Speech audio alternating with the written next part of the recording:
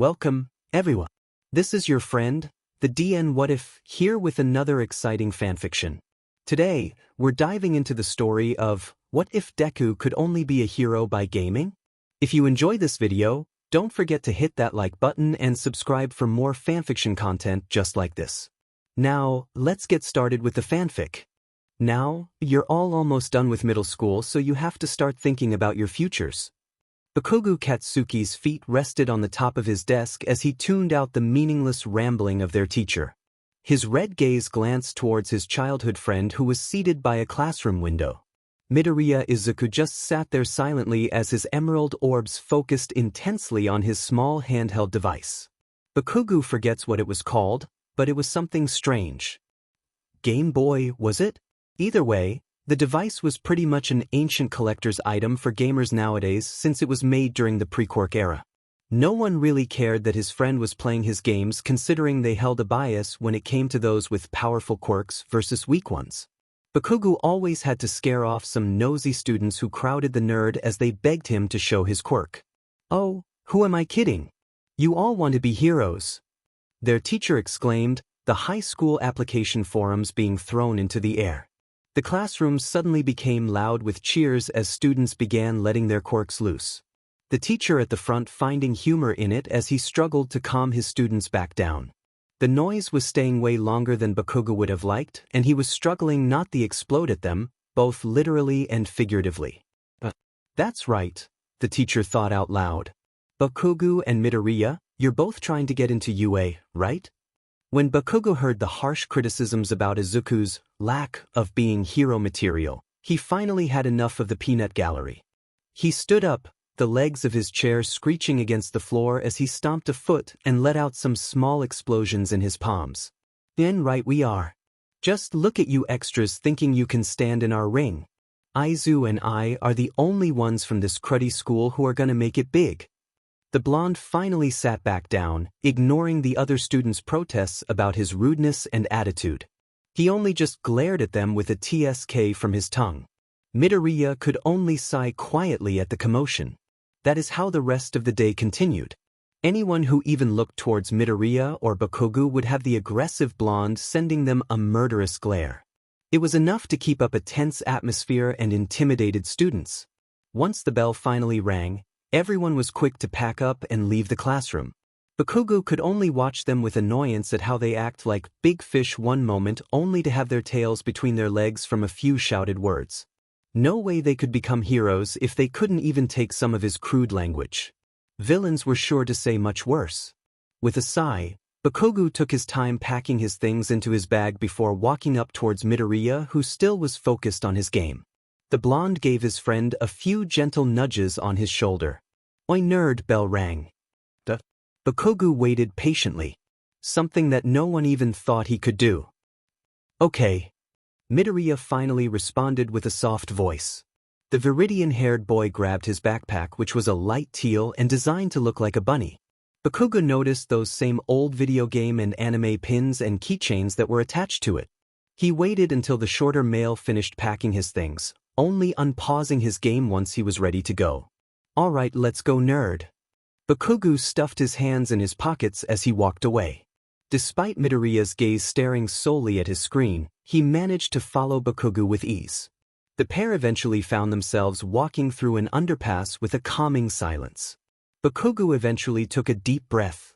"Nerd. How's it going at home?" "Could be better, I guess," Midoriya replied. Bakugo could only huff at his friend's answer. "Did the BSRD do anything to you today?" "Caution. I'm alright. It was only some harsh shoves. Mainly just verbal so far." The spiky-haired blonde pinched the bridge of his nose with a sigh.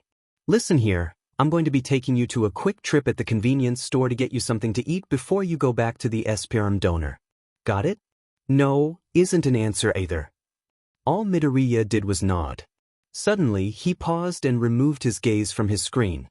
Bakugo was quick to notice the lack of steps behind him. "Nerd?" he questioned as he turned around. He watched as his friend seemed to be thinking hard about something. "What's wrong?" That's when he heard an unnatural slushing sound from the manhole nearby. Bakugo slowly backed up closer to Midoriya in a protective manner. Both of their eyes were focused on the manhole as their bodies tensed. The sewer top blasted into the air as a large mass of green sludge crawled its way out of the underground. It seemed frantic until it spotted the pair a small distance from him. The two teens could practically feel the villain's glee. Perfect, just perfect. 2 invisibility cloaks just when I need one. Just stay right there. Bakugo was quick to grasp his friend's hand as he dashed as fast he could from the villain that began to charge at them. Keikachin dash. Midoriya tried to warn before the slime took hold of him. Bakugo turned around, his heels trying to dig into the pavement as he struggled to pull his friend free. Minute. Leave us the F alone, you slimy but villain. He really wished he could use his quirk, but there was a high chance of Midoriya getting hurt from his explosions and he didn't want to risk it. The nerd already had too many burns to deal with. The slime villain glared at the blonde teen. I'm on a time limit here, kid. I need to get away before he finds me. If you want your friends so badly, then I'll just take you too. I just need one of you alive anyways. Bakugo struggled with all his might as he growled and set off small explosions to try and ward away the villain's grasp. He was running out of breath though once the villain successfully blocked his airways. Midoriya and Bakugo were so caught up in their struggle that they didn't even recognize that someone else appeared at the scene. All the two heard as a shout of, Texas Smash, before they felt a strong gust of wind pressure. Before they knew it, they were free from the sludge as their lungs were finally able to breathe again. Their world went dark. Midoriya faintly heard the raspy voice of his friend. It sounded like he was trying to hide the worry. Oi, nerd, get up. There was a small fit of coughing. Aizu, wake up, Diamenit. Are you trying to make me call the paramedics? Keikachin? Midoriya wasn't expecting the soreness in his throat. I guess that was to be expected though when a slime villain tries to suffocate you by directly going down your throat. Finally! Bakugo exclaimed with a relieved sigh. The blonde helped with getting the other to sit up. Listen, you won't believe who just saved us. Midoriya blinked as he tried to recover from his daze. Lady Palutina? He distantly heard Bakugo facepalm. Wano. None of that Icarus whatever it's called sheet. They both heard a deep voice called out to them with uncertainty. Are you boys alright? Going to be alright? Bakugo scared as Midoriya finally began to understand who was right next to them. Yeah, we'll be fine. The nerd just takes a bit. All Might could literally see as those emerald orbs gained clarity and seemed to be filled with stars. All Might? The man let out a deep laugh. Glad to see you back in the waking world, kid. Sorry about you both getting caught up in that villain attack. Normally mistakes like that don't happen with me, but I'm new to the area and I got a little excited on my day off. Midoriya may be obsessed with his video games and anime, but he does have a hero-loving side to him. It was mainly Bakugo who kept that flame alive as Midoriya grew up. He knows that his love for heroes would probably have faded away over time if it wasn't for his childhood friend. Well now, since you two seem to be fine, I must be off now. After all, hero work is never done. Right before he took off though, he paused at a soft voice exclaiming, Wait. He turned his head to look at the green-haired teen. I'm sorry, young man, but I must be going. Midoriya seemed to pause before speaking again. No, I was just trying to say that you should keep a hold on the bottles you put the villain in. Those pockets of yours won't be able to keep the bottles secure considering how much force you jump with. All Might paused in his movements, his expression thoughtful, before removing the bottles containing the sludge villains so they were now securely in his hands. You raise a good point, young man. Thank you for your advice. Now, I must drop this villain off to the police. Thank you for your support. The pair then watched as All Might leaped into the air until he was out of their sight. They were quiet until Midoriya tilted his head with a sad expression. Oh, I forgot to ask him for an autograph. He watched with confusion though when Bakugo chuckled and pulled out on his school notebooks. The blonde opened it up to a blank page where All Might's signature was written. No need to worry about that, nerd. I also made sure he wrote a second one for ya in here so I can just tear it out and give it to you. Bakugo soon found his nose being tickled by green curls as Midoriya launched at him with a hug followed by a quiet, "Thank you." The two just sat on the ground for a bit, Bakugo playing with the curls on his friend's head. When about a minute passed, Bakugo finally felt his friend's hug loosen in strength. All right, nerd. You're welcome. Now, come on, I promise to get you some food. Kachin, will you hold on to that signature with my other stuff? 'Cause, you know. Midoriya pouted slightly as Bakugo ruffled his hair. Yeah, I got you covered. That BST ain't getting his paws on any of your stuff. I'll add it to the safe. Now let's hurry it up. I don't want you to get hurt because I kept you out too late. Midoriya smiled as his fallen Game Boy was dusted off before being gently given back to him by Bakugo, who had retrieved it from the ground. They were quite the opposite pair, but they were going to become heroes together and nothing would stop this little dynamic of theirs. The rest of their afternoon together was mostly full of silence. Regardless, they found a strange comfort in each other's presence. Midoriya Izuku leaned against the entrance gate to the UA entrance exams. He ignored the strange and curious expressions of those who passed by him. Midoriya didn't really understand what there was to look at. He was just waiting for his friend. Was it the way he dressed, or did he have something on him? Maybe it was because he was the only one playing this heavily outdated DS? If that was the case, then they really would see him as strange if he decided to use his Game Boy today. Either way, it didn't really matter to him what they thought. He loves these games even if they long since passed their prime. Midoriya wore a simple white button-up shirt with a dark teal shirt line that had a thin and sloppily tied light teal bow hanging around the collar. Over it was his favorite hoodie that was a slightly lighter shade of dark teal compared to the shirt line, which appeared as a near black color from a distance. There were a couple black stripes on each sleeve and one near the bottom of the hoodie. One of his favorite parts to it was the hood that had little floppy cat ears with a black print of an 8-bit cat face. Bakugo had it made as a custom order for one of his birthdays and he has always taken the best care of it. Sure, Midoriya now had spares, but he would hate to have anything bad happen to it. He remembered the time when Bakugo accompanied him to go to a local dry cleaner and he had to take it off. Bakugo said he looked like a kicked puppy until he got it back. Almost a month later, the blonde met up with him during one of their free days and gave him a gift bag that had 3 more of them. He have cried like a lot. The rest were just slightly baggy pants that matched the dark teal of his shirt line and his red high-top sneakers. In fact, all of the clothes he wore were a bit loose and baggy because he just liked the comfort it brought to have slightly larger clothes. Oi, what are you doing just standing there? Midoriya took a few seconds until he finally looked up to see his friend. I was waiting for you. Bakugo just huffed. You didn't have to.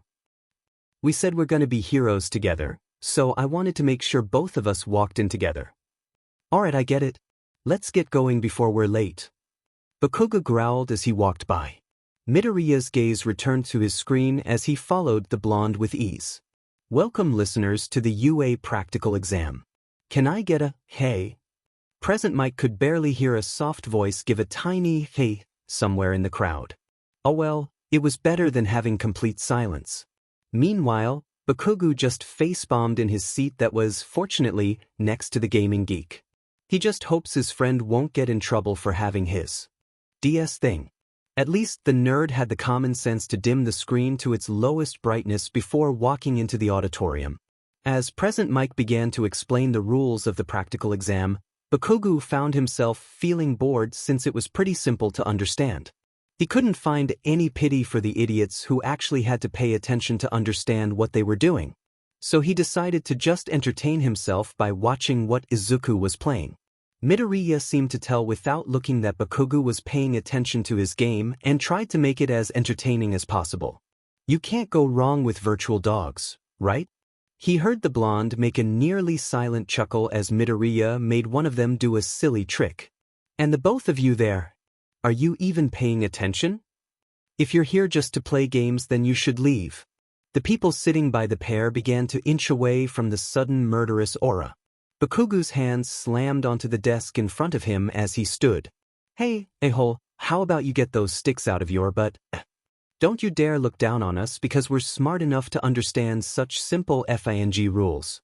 Leave Aizu out of this too. Those games of his actually help him unlike you.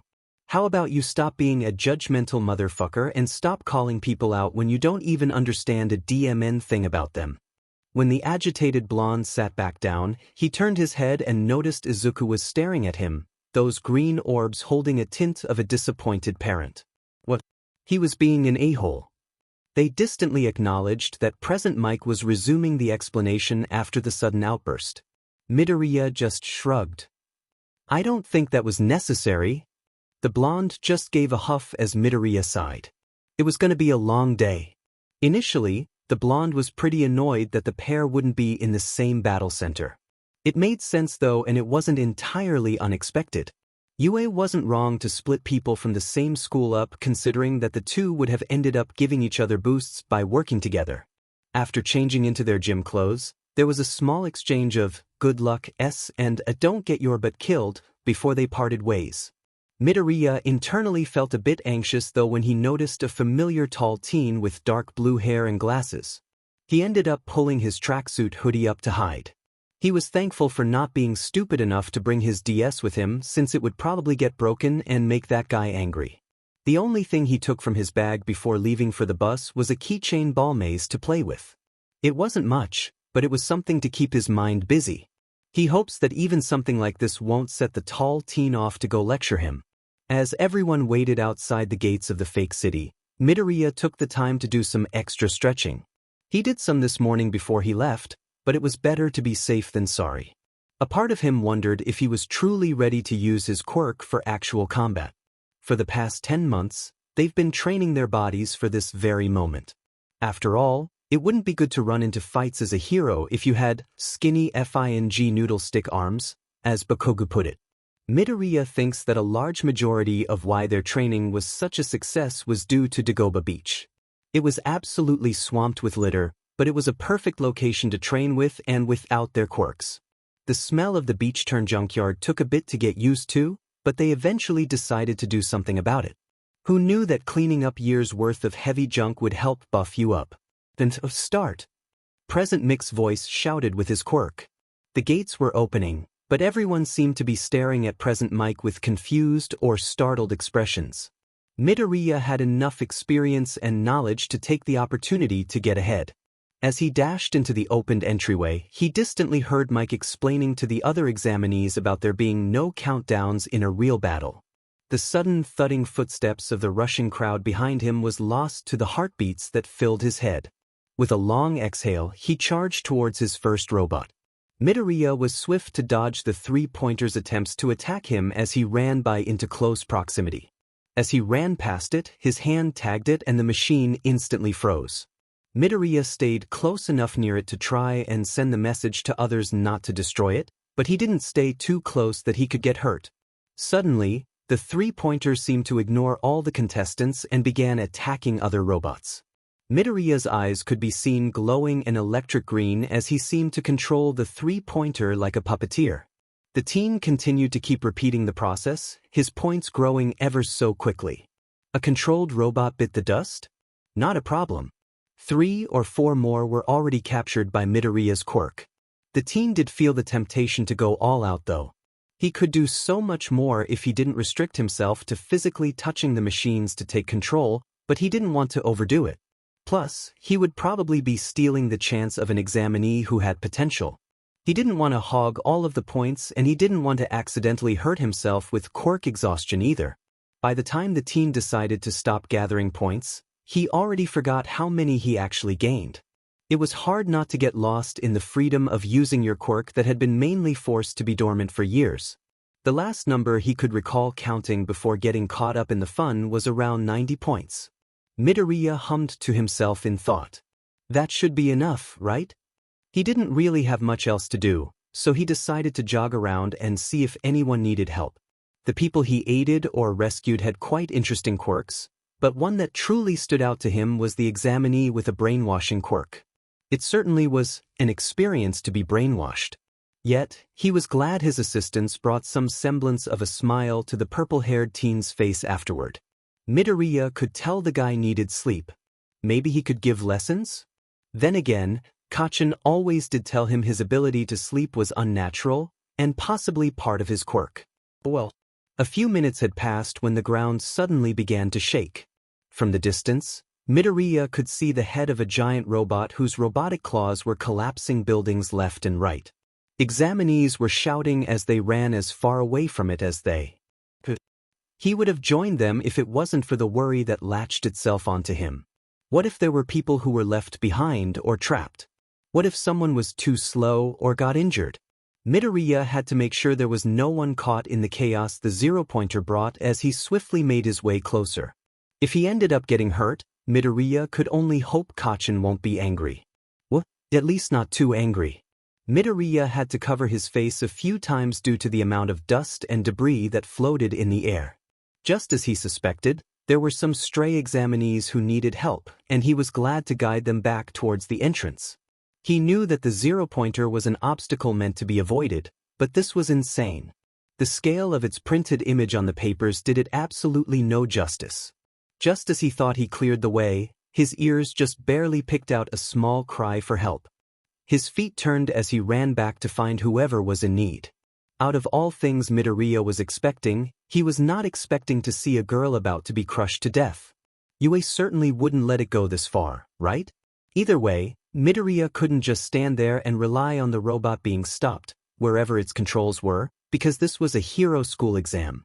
He had to act even if it was pointless. As he ran over, he was able to get a clearer view of what he was working with. The girl had a leg trapped under a slab of concrete, likely from one of the buildings. Besides your leg, are you injured anywhere else? Midoriya didn't even realize the change in his voice. His voice had always been soft, but for once in many years, it wasn't that soft-spoken volume and tone he always used that made him sound like he was always tired. His voice was gentle, clear, and slightly raised. It was certainly not one like Bakugo's, but one that displayed a hidden strength behind it. All it needed was a shove in the right direction to unlock, much like the circumstances he finds himself in now. The short-haired brunette looked up at him, her body full of anxiety. I don't think so. Quirk. A Z0 gravity. I can get rid of the gravity of objects WH, which makes them float as a result. Midoriya nodded as he took the information in.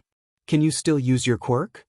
The girl nodded slightly. I have a little bit left in me, but I think the debris is too heavy. I have a weight limit with what I can nullify.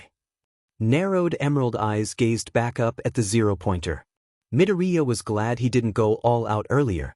He turned to the girl as he said, just stay here and relax, I'll take care of the rest. Before she could protest, the girl could only watch as the teen charged towards the incoming robot. Midoriya was sure he could do this. He knows he never tried anything of this scale before, but he knows his quirk is strong with an incredible range. He wasn't entirely sure if there would be much of a difference from how many smaller machines he could control versus one gigantic one. Either way, the girl couldn't pull herself out, he couldn't lift that rumble, and this was the only thing he was sure he could do to stop, or at least stall, the machine. The teen ran to the side of it to avoid being run over by its huge wheels before firmly placing both his hands on its metal plating. Within an instant, his eyes went an electric green, his skin slightly glowing the same color as a ginormous bubble seemed to encase the entirety of the zero-pointer. To those watching, they all saw some electric green pulse, or what looked like a wave, of energy that formed some sort of force field around the giant machine before fading away. When people could finally see the zero-pointer again, it was still and its red lenses that served as its eyes went dark. The brunette who was stuck under the debris did her best to try and check on the teen to see if he was okay. Midoriya was still in the same position except his breathing came out heavily, his chest breathing in and out deeply. The only thing keeping his face from smacking into the robot was his stretched out hands that were holding his body up from collapsing. Okay, so maybe that was a little too much, and maybe the desire to keep the girl from getting killed had caused him to use a bit too much energy than he actually needed. Oh well, he couldn't do much about it now. Once he finally gained his bearings, he shakily pushed himself back up and walked back to the girl. Why, you okay? She seemed surprised. Yeah, I am, but what about you? He waved a hand in a dismissive gesture. I'll be fine. Midoriya began to notice that the examinees began to come back and were staring at him in awe. It was slightly unnerving to have so many impressed stares, but he guessed that his move must have looked pretty cool to them. It didn't take long for everyone to start winding down though as U.S. nurse, recovery girl, began to check on everyone. Midoriya was able to call for some assistance with getting the slab of rubble off the girl he saved. One of them was the purple-haired kid from earlier and the other was a spiky redhead who he pushed out of danger sometime during the exam. When Midoriya was given some gummies and given advice to rest, which he was an absolute queen at, he finally let himself sit down. "Hey, I'm Uraraka Ochiko. Thank you like so much for saving me back there." The brunette spoke up with an outstretched hand. Midoriya shyly shook her hand in response. "I'm Midoriya Izuku. I'm just glad you're okay, Uraraka-san." That tired and meek voice returned. He noticed that she seemed to look a bit guilty. "Sorry for wasting your time?" He tilted his head in confusion. "What do you mean?" "If you didn't have to go and save me, you could have gone and gained more points," she replied, one of her hands playing with the locks of her hair. Midoriya just shook his hand and gave her a small smile. "Hey, don't blame yourself for that. You didn't know it would happen. Besides, I'm pretty sure I had more than enough points to get in by the time the zero-pointer arrived." Eventually, the other two who helped rescue Uraraka afterward approached them. Midoriya finally learned that the redhead was named Kirishima and the purple-haired one was Shinso. The small group took some time to get to know each other, though the others weren't too bothered by Midoriya and Shinsu's lack of speaking until the green-haired teen suddenly sat up straight. "Hey man, everything okay?" Kirishima asked. Midoriya tried to not wince. "Oh, I forgot that I was supposed to meet a friend of mine after the exam was over." Shinso looked slightly apologetic. "Sorry. You should probably get going, right?" The green-haired teen nodded and with some exchanged goodbyes, Midoriya hurried to change clothes and meet up with Kachin at the exam entrance. "What the hell took you so long?" was the first words Midoriya heard when Kachin caught sight of him. "Sorry, I met up with some people and lost track of time." Bakugo seemed to pause at that. "Wait, what? Yeah, Midoriya seemed to think for a moment. "I think I just made friends." Midoriya soon found Bakugo shaking him by the shoulders. "You finally communicated and chatted with another human being? Did you at least get their numbers?" The blonde watched those emerald eyes blink slowly and a small whoops. He just face-bombed at his friend's forgetfulness. "Diminute Aizu. Apologies. Whatever, nerd. Let's just hope you see those extras again so you can befriend them properly." The two ended up walking towards their homes when Bakugo asked how Midoriya met the examinees. The gamer was glad to have his DS back in his grasp. Saved them from getting hurt. Midoriya then added as an afterthought, "I guess I also created a large EMP field to keep the zero-pointer from squashing the girl to death. That was a thing, I guess." There was an abrupt silence between them. What the F-? Midoriya had parted ways with Bakugo, the short teen handing the blonde anything of value to keep safe before parting ways. After all, he didn't want his stuff to be incinerated. It felt all too soon though when he found himself facing the door to his apartment. He took a deep breath and with a trained silence he entered the small apartment. As soon as he turned and closed the door, he hit a flinch as the sound of shattering glass rang. The left side of the wall by the door was slightly wet, broken glass shards directly below it on the floor. Midoriya Hisashi stood with a glare, smoke releasing with every breath. "Now, where the F were you?" Midoriya was silent as he easily ducked to avoid a bottle being thrown his way. "Answer me. Don't even try to lie either." "I was with Kachin." He could tell his father knew he was withholding the details. And Midoriya was hesitant to tell the truth. Normally, he would have no trouble telling his father and he would take his punishment with no objections. However, this wasn't something small like it usually is. Midoriya went against one of the man's top rules, and that was to stop trying to be a hero. He would always be punished for acting heroic or showing any interest in heroism if Hisashi found out. Yet, this was a huge step towards heroism and he most likely ensured his spot in UA. This wasn't some small transgression against Hisashi. What Midoriya did today might as well be taboo. He really wished he could play one of his games right now. The teen was soon snapping back into reality when he felt his short body be lifted into the air, the warmth of flesh locking around his neck like a collar that's too tight. Midoriya tried to keep himself from raising his hands to stop the suffocation. He knew that struggling would make no difference. "You went to the UA entrance exams, didn't you?" It wasn't a question. Hisashi raised the arm that was holding up his child with cold silence. In a split second, he reeled it back and tossed Midoriya across the room. The grunt of pain that reached his ears just fueled his anger even more. Midoriya coughed as a hand rubbed at his throat, his body curling up after being tossed and slamming into a wall. His body ached and he hoped it was just bruising. He didn't want a repeat of when his ribs cracked. Midoriya was unable to recover fast enough once he heard his father's footsteps stomping towards him. When he tried to get up, he was immediately kicked back down. The kicks didn't stop as Midoriya tried to at least protect his face. He would have tried to protect his head, but after a bad incident where he got nervous that he lost his sight, he began dealing with any head injuries so he wouldn't have that happen again. Worthless brat. The man crouched down and yanked a fistful of the teen's hair, the kid's head being yanked upwards. "I told you not to take those stupid FING hero exams. What do you think you can even do?" Hisashi's grip stayed strong and Midoriya was quick enough to cover his face again just before Hisashi started slamming his head into the floor. "You FING disgrace. You just had to be born from that where of a mother and she couldn't even give me a boy for all the trouble that I didn't ask for. Then, you just had to be disillusioned that you could actually be a hero and then you refused to use that quirk of yours. It doesn't even matter if you have a good quirk now. Do you even realize what it felt like to be stared at when your quirk ended up being late? I had to live thinking I had a quirkless piece of shit." Midoriya almost let himself feel relieved once his father stopped trying to smash his face into the floorboards, the flame breather's steps becoming distant. The teen was right to not let himself become hopeful when another bottle was aimed at him. His instincts kicked in as he used his arms to desperately push himself away from the shattering bottle only to cry out when a second one directly broke on his exposed hands. He tricked him. Fin. The green-haired teen hissed as his hands bled crimson, some small shards sticking in his flesh. The small leftover of alcohol seeped into those wounds which only made it sting like hell. "You know what? You can attend that little hero school of yours?"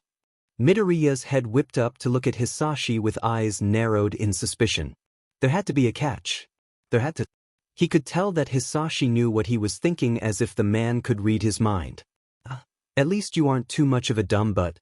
Listen, if you want to stay at that hero school you're going to have to help with a job. Got it? J-job?" Midoriya's voice croaked. He slightly winced at the broken sound and slight ache in his throat. "Just a job. I'll only tell you the details unless you agree, and do note that I will not tolerate you backing out either. It would be a shame if something unfortunately happened to the Bakugas." Midoriya's eyes widened and his heart sped up. It has been such a long time since anyone had managed to invoke such a strong wave of fear. He didn't care how pathetic he looked as he crawled and dragged his body to Hisashi's feet. "Don't you dare, please don't." Hisashi's expression seemed to twist into that of a kind and loving father as he bent down and gently held his child's face with a hand. Midoriya suppressed a venomous glare at the unnatural sight. Now, son, nothing bad will ever have to happen if you just listen to me, all right? You swear you'll behave so you can be a hero and keep your friend and his family alive." Midoriya wanted to hesitate. He wanted to say, no. But he never could live with that decision. He was going to keep his and Kachin's dream alive. He couldn't let the blonde and his family suffer because of him. It was without question that Hisashi would make sure their last moments were full of suffering. Especially Kachin's. He swallowed and nodded in silent defeat. Hisashi let go of him, Midoriya's exhausted body collapsing against the wood flooring. "Good." He heard his father's voice say with mirth. "Now, all you'll be doing is simple, Izuku. You're just going to help me with my growing debt by putting your useless body to use. Think of it as a performance career, or maybe even like a rising star for those circuses." Hisashi then nudged his head towards the direction of Midoriya's room. Keep yourself in your room. I'll come to get you something to eat when it's dark. The older man made his way to the door as he grabbed his keys. While you stay in here, I'll be out to get you a work uniform for tonight. His eyes narrowed into a threatening glare at Midoriya. You know the drill by now. Don't even think of leaving your room once you're there, and keep away from any food. You should be thankful I stopped locking it from the outside because of your obedience. Midoriya stayed silent as he waited for his father to leave. After a few minutes of lying on the ground in pain, did he deem it safe? The teen dragged himself to his room and took out his hidden medical kit. Once he finished patching what he could up, he crawled to the corner of his nearly empty room. His bed was nothing more than an old mattress and some bath towels. Midoriya Izuku laid there like a corpse, his heart and mind becoming numb for the rest of the day until the inevitable return of his father. Midoriya strolled down the halls of UA all while playing around with his tie. No matter what he did to try and make it look better, it just seemed to stay the same or become worse. He decided to just give up on it, the red necktie looking sloppy as it hung around his uniform collar. Once he stopped fiddling around with the tie, his fingers twitched as he quickly pulled out a Rubik's Cube to keep him busy. He brought an old PS Vita that sat securely in his backpack, but he didn't know if he'd be allowed to play his digital games as Aldera had let him. The teen had also packed his favorite hoodie in his bag to use as his version of a security blanket. He was a bit unsure if tying it around his waist was okay, so he just left it in his bag to avoid breaking UA's dress code. He worked hard to get here, he didn't want to screw it up somehow. As he searched for Class 1A, he felt a bit lonely. Kacchan had arrived earlier and Midoriya wasn't exactly ready at the time. He had texted the blonde to go on without him and that he'd meet him in class. His friend was reluctant, but left a "you better show up" nerd. Midoriya kind of wished he was with Kacchan since his friend would know where their class was. Mirio, wait up. Emirio, slow down dash. Midoriya felt himself falling onto the floor. He just laid there, blinking as he tried to comprehend what just happened. The green-haired teen was too tired for this. Sorry about that. I was just excited and wanted to see if there were any of our new first-year students wandering around. A cheerful voice exclaimed. When Midoriya decided to stop trying to take a nap on the floors of UA, he sat up. His emerald orbs looked upwards and he was met with 3 faces he had never seen. One had dark purple hair with an elvish-like appearance, another had long light blue hair, and the last had a face that reminded him of a cartoon character. As the sunny blonde offered his hand, Midoriya was quick to accept it as he was easily pulled up from the floor. Thanks. Hey, it's no problem. Besides, it was my fault that you got knocked over. Wait. I haven't even introduced myself. Midoriya could only blink slowly at the teen's energy. The name's Togata Mirio. I'm a 3rd year in the heroics course. He then gestured behind him with his thumb. These are my friends and fellow classmates. The green-haired teen opened his mouth but was interrupted by the girl who seemed to not really know what personal space was. Oh, are you one of our new first years? What's your quirk? What can it do? Is it like anyone else we know? Is it an emitter? You don't seem to have any strange physical traits, so I assume it's not a mutant type. Oh, but if you aren't in the hero course, then don't worry about it. I'd love to know dash. The dark-haired one seemed to be gently pushing her away from Midoriya with an apologetic and embarrassed expression. Sorry about her, she asks a lot. He seemed like he was going to say more, but stayed silent. The poor guy seemed to lock up when he realized he spoke to a stranger. Midoriya felt a little bad about his senior's anxiety. This shy guy of ours is Amajiki Tamaki. I'm Heido Nijire. It's a pleasure to meet you. Midoriya could only nod in acknowledgement. Oh, let me guess. You're lost, aren't you? Heido questioned. She seemed to beam when Midoriya nodded. She seemed to do a little twirl out of excitement. Don't worry, we'd be happy to show you to your class. But I'm supposed to be in class 1th? The 3 seemed to pause in thought, Togata speaking up with an, we better get you there before Aizawa-sensei arrives. That certainly made Midoriya a bit nervous as the trio led him to his class. The three soon had to leave for their own homeroom after bringing him to an incredibly large door that was labeled as Class 1A. He was at least able to thank them before they had to hurry off. A part of him wondered if he'd ever see them again since they seemed to be a nice group. With a deep sigh, his hands slid the door open to an interesting sight. Bakugo's feet were up on his desk and that blue-haired glasses teen was moving like a robot as his voice spoke in a stern tone. He seemed to be scolding the blonde about the display of disrespect. Midoriya just walked to his seat as he made sure to make presence pretty much non-existent. Only Kachan's red gaze flickered to him for a split second before turning back to the strict kid in front of him. "Hey, it's you. The one who did that super manly force field thing to the zero-pointer." A familiar spiky redhead shouted with a wave. Midoriya could literally feel everyone's eyes snap towards him without even needing to look. His hand rose to return the teen's greeting with a timid wave of the hand. He pushed away that tiny part of his brain that felt uncomfortable with Kirishima's phrasing. The tall glasses teen then seemed to march up to Midoriya, the only warning being his friend's protective growl. Bakugo looked like he was ready to kill on Midoriya's command. "You're the one who ran back to save those people and that girl," he stated before bowing in front of the green-haired teen. "You are truly an exceptional student to have realized that there was something more to the exam. It is a pleasure to have you as a fellow classmate. Excuse me for my abruptness, I am Ida Tenya." This classmate was certainly something. When Ida seemed to be patiently waiting, Midoriya realized that he was probably supposed to say something. "Midoriya. Midoriya Izuku." Just then, another preppy voice had entered the class. At the door stood Uraraka, who seemed to quickly scan the classroom with her eyes until they stopped at Midoriya. "Hello. You're Midori." "Midoriya. Yeah. You're the one who saved me. Oh boy, I'm so glad to have someone in my class that I know." Kirishima then seemed to stand up a little. "Hey there. It's me, Kirishima." The girl seemed to lighten up even more at seeing another familiar person. Her eyes also caught sight of the familiar purple hair that belonged to Shinso. The tired-looking boy was watching it all from his seat in the back. Before any more greetings could be done though, a deep and exhausted voice seemed to fill the room. Everyone went silent. It took you all about 6 seconds to finally quiet down.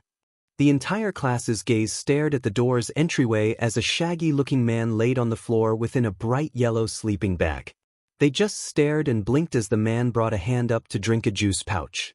"Who is this guy?" The older man soon unzipped himself from his cocoon as his eyes swept over them all. Midoriya couldn't help but feel like the man's gaze became a little more focused when his eyes moved in his direction. "If you're here just to make friends, then it is best that you leave. After all, this is the heroics course. Anyways, I'm Aizawa Shoyuda and I'm your homeroom teacher." The darkly dressed man then pulled out several UA gym uniforms. "Put these on and meet me outside." Midoriya tried to ignore the cries of his aching joints and injuries. He was really hoping he wouldn't have to do too much physical activity today. Midoriya Izuku never really had many scenarios where he truly struggled to make decisions. That didn't include his rating lists for his favorite games, game systems, and characters. Those were actually difficult issues. Do you even realize how hard it is to make a top 5 waifu and husbando list when you've played over hundreds of games and watched several animes? It's a serious issue. Yet, he found himself absolutely stumped as he gripped his gym uniform. His head turned at the sound of his blonde friend. "Oi nerd, what's wrong dash?" Bakugo actually paused and looked at where they were standing. There was a hallway in front of them, one side directing to the girls' locker room while the opposite direction led to the boys'. "Ah shit. Come on." Bakugo then took hold of his friend's arm, the green-haired teen stumbling before deciding to use his legs to follow.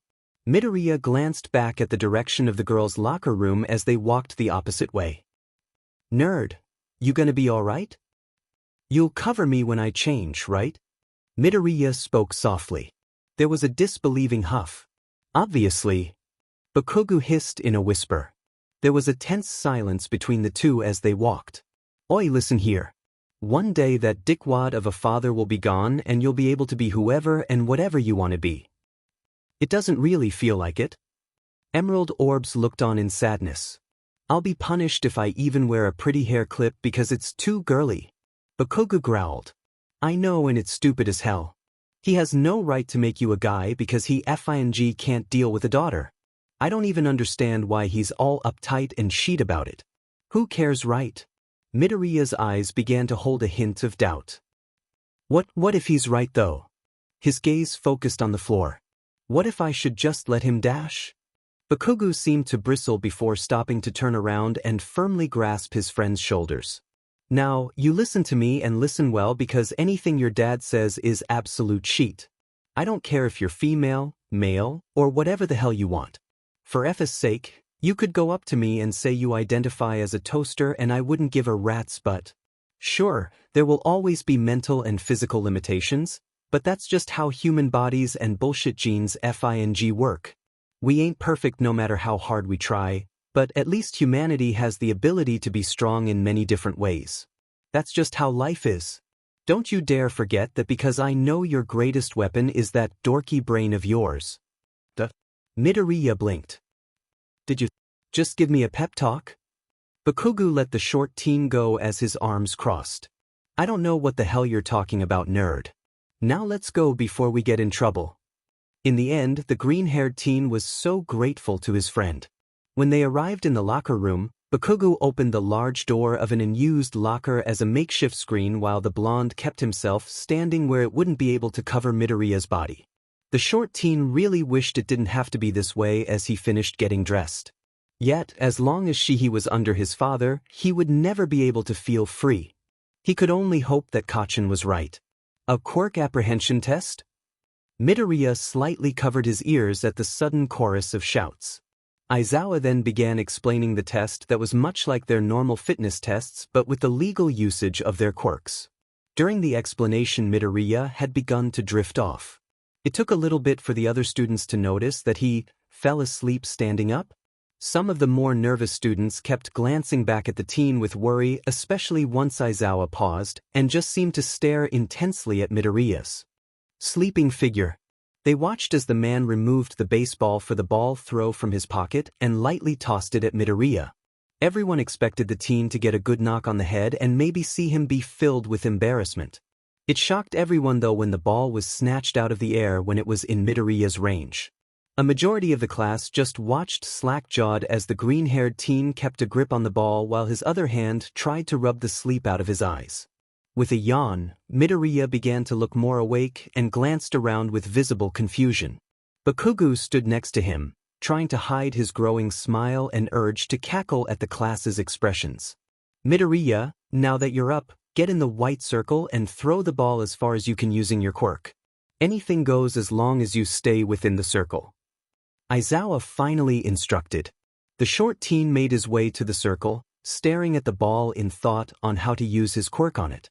Eventually, his eyes glowed that electric green as his arm lifted to create a 90-degree angle. He then gave one of the laziest and careless throws, if you call tilting his wrist down and letting it go as a throw, anyone has ever seen. Everyone was stunned silent though when the ball just vanished before it could hit the ground by the boy's feet.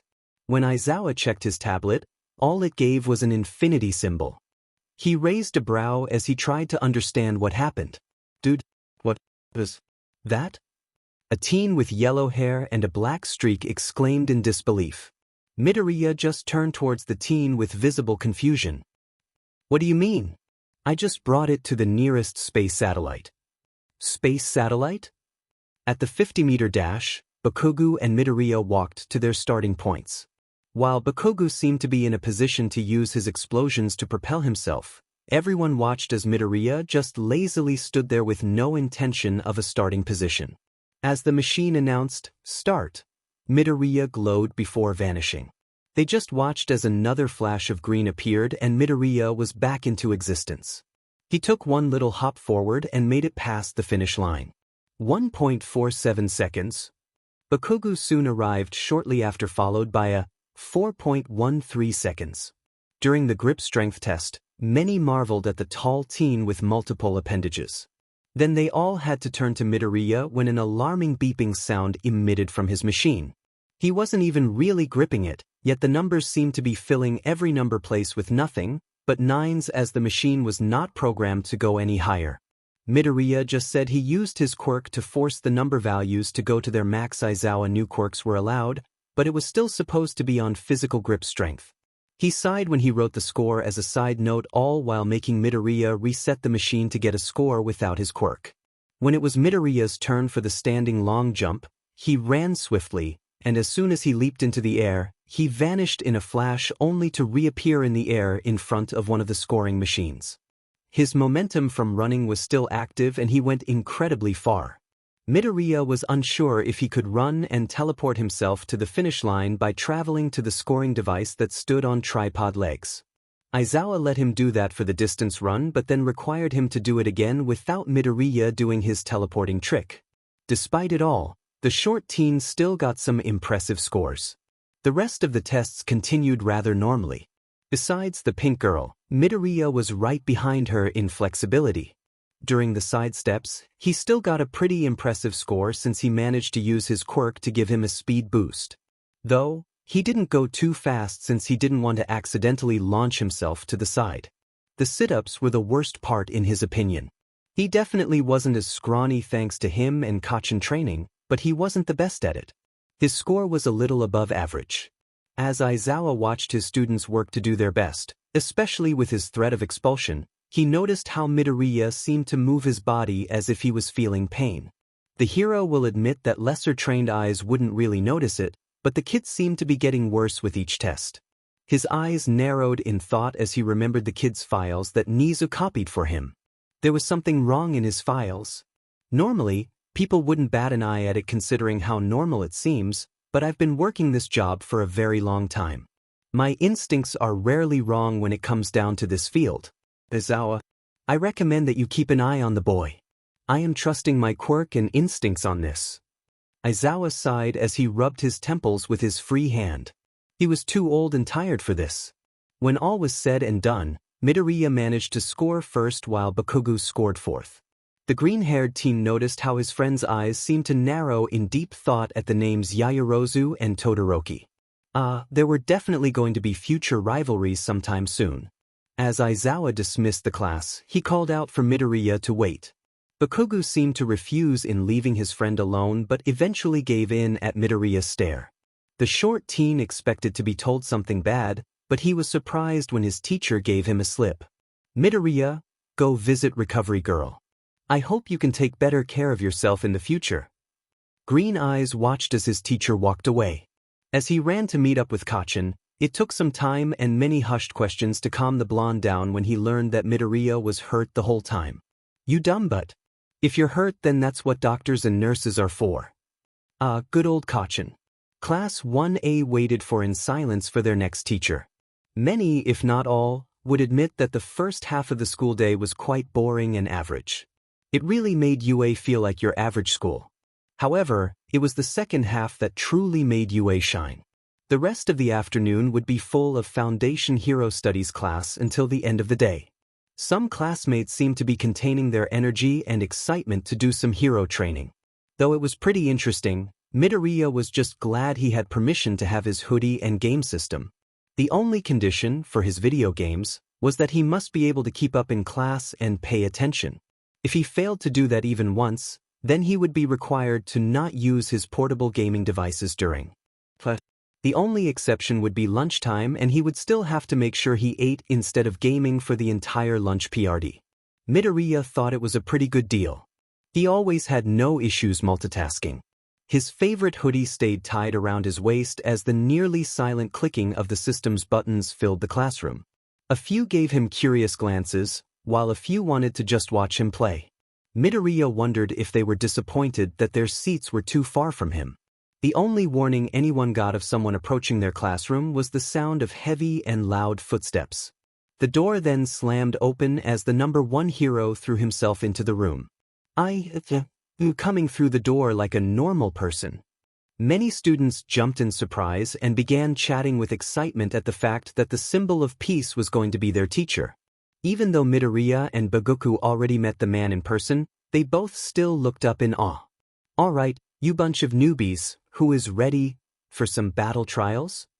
he exclaimed with a bright smile. Practically everyone's eyes lit up at finally getting some action. Bakugo letting out a hell yes. The large hero pulled out a remote, a single press causing the wall near the teacher's podium to open up. Everyone watched as the hidden racks held silver briefcases with painted numbers on them. Listen up. If you're all going to be acting like heroes, then you gotta look the part. Your costume application forms have already been reviewed and accepted. Please grab the case with your student number and meet me outside at ground beta. Midoriya was hidden away from view and he tried his best to look at his appearance once he finished getting dressed. He tapped Bakugo's arm and the blonde glanced back with a nod before moving away. Midoriya made sure to face his body away from everyone else as he focused playing his game in order to give the others some privacy. You ready? The green-haired teen took a moment to save his game before shutting the device off. Yeah. Before the blonde could turn to leave, Midoriya reached a hand out to tap him. Hey, do you think my costume is nice? I'm not the best at this kind of stuff. Bakugo actually never really got to see the nerd's costume design. He remembered his shorter friend saying he wanted it to be a surprise. When he actually took a real look at what his friend wore, he felt like he was looking at a strange DLC costume of that chick who explored tombs and constantly was in dangerous situations. He was kind of glad that he remembered when that nerd introduced him to that game, or else he wouldn't understand the reference. Midoriya wore a short-sleeved, white button-up with that sloppy light teal bow around the collar. It had a pair of BRST pockets and another pair of pockets near the waist of the shirt. The pockets had tiny zippers on them as well. The shirt was a little long and reached the beginning of the boy's thighs. If it got any longer, it could be seen as a very short dress shirt, literally. Over the shirt was a copy of Midoriya's favorite hoodie, except he could tell that it was a more resistant and tougher recreation. There were even black-colored shoulder pads and elbow pads attached. Of course, his friend left it unzipped. The boy's pants were that same dark teal as the ones he normally wore, but this time they were cargo pants that were loose enough to allow his friend flexibility. It was lined with tons of pockets with tiny zippers much like the pockets on his formal-looking shirt. The main difference that Bakugo saw was that the hoodie was much longer. In fact, if his friend had zipped it, it looked like a hoodie dress. It went down slightly past mid-thigh. Around his friend's body were many black-colored belts and storage compartments. There was one on each arm that was secured by a strap. The same was seen on the boy's left thigh, while the right seemed to have some sort of holster for a weapon. Around the waist was a utility belt, except there was a loop on each side that seemed ready to hold some sort of staff-like weapon. Midoriya also had a pair of black combat boots which Bakugo assumed were steel-toed with the possibility of other additions. The only other normal wear was the black fingerless gloves. There was a slight rectangular patch of fabric that seemed to rise on the back of his friend's hands, and the blonde wouldn't be surprised if there was a sheet of metal in there or something to protect the boy's hands. The only part that really got to him was the cat ear headphones with a teal visor and a hidden built-in mic. Bakugo just face-bombed. Why? Did you design it to look like a cat? The headphones were mainly black with light teal highlights. The blonde watched as Midoriya reached behind him and pulled up his cat hood. So the little ears were like sleeves for the cat ears of the headphones. That was definitely smart to consider since it would otherwise make wearing a hood rather difficult. Besides the hoodie and ridiculous head accessory, it definitely was close to one of the outfits that Tomb Adventuring character wore. I'm glad to see you got the reference. He heard the short teen say with his soft voice. I thought that she'd be a good example or at least a good base for a combat outfit, at least that's what I thought. I think you look fine, nerd. You'd be pretty plain without your geeky additions. Bakugo glanced away with slight embarrassment at giving an actual compliment that was swear-free. Anyways, besides the headset, you look like you ordered more support gear. So, what ya got? Midoriya reached into his case only to pull out, were those long pole-like Wii remotes?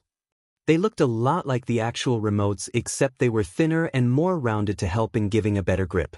At the end of them were actual Wii remote straps. You've gotta be FING kidding me. Bakugo actually turned to see if anyone else was in the locker room, only to find it empty. Well, at least their other classmates are going to be surprised.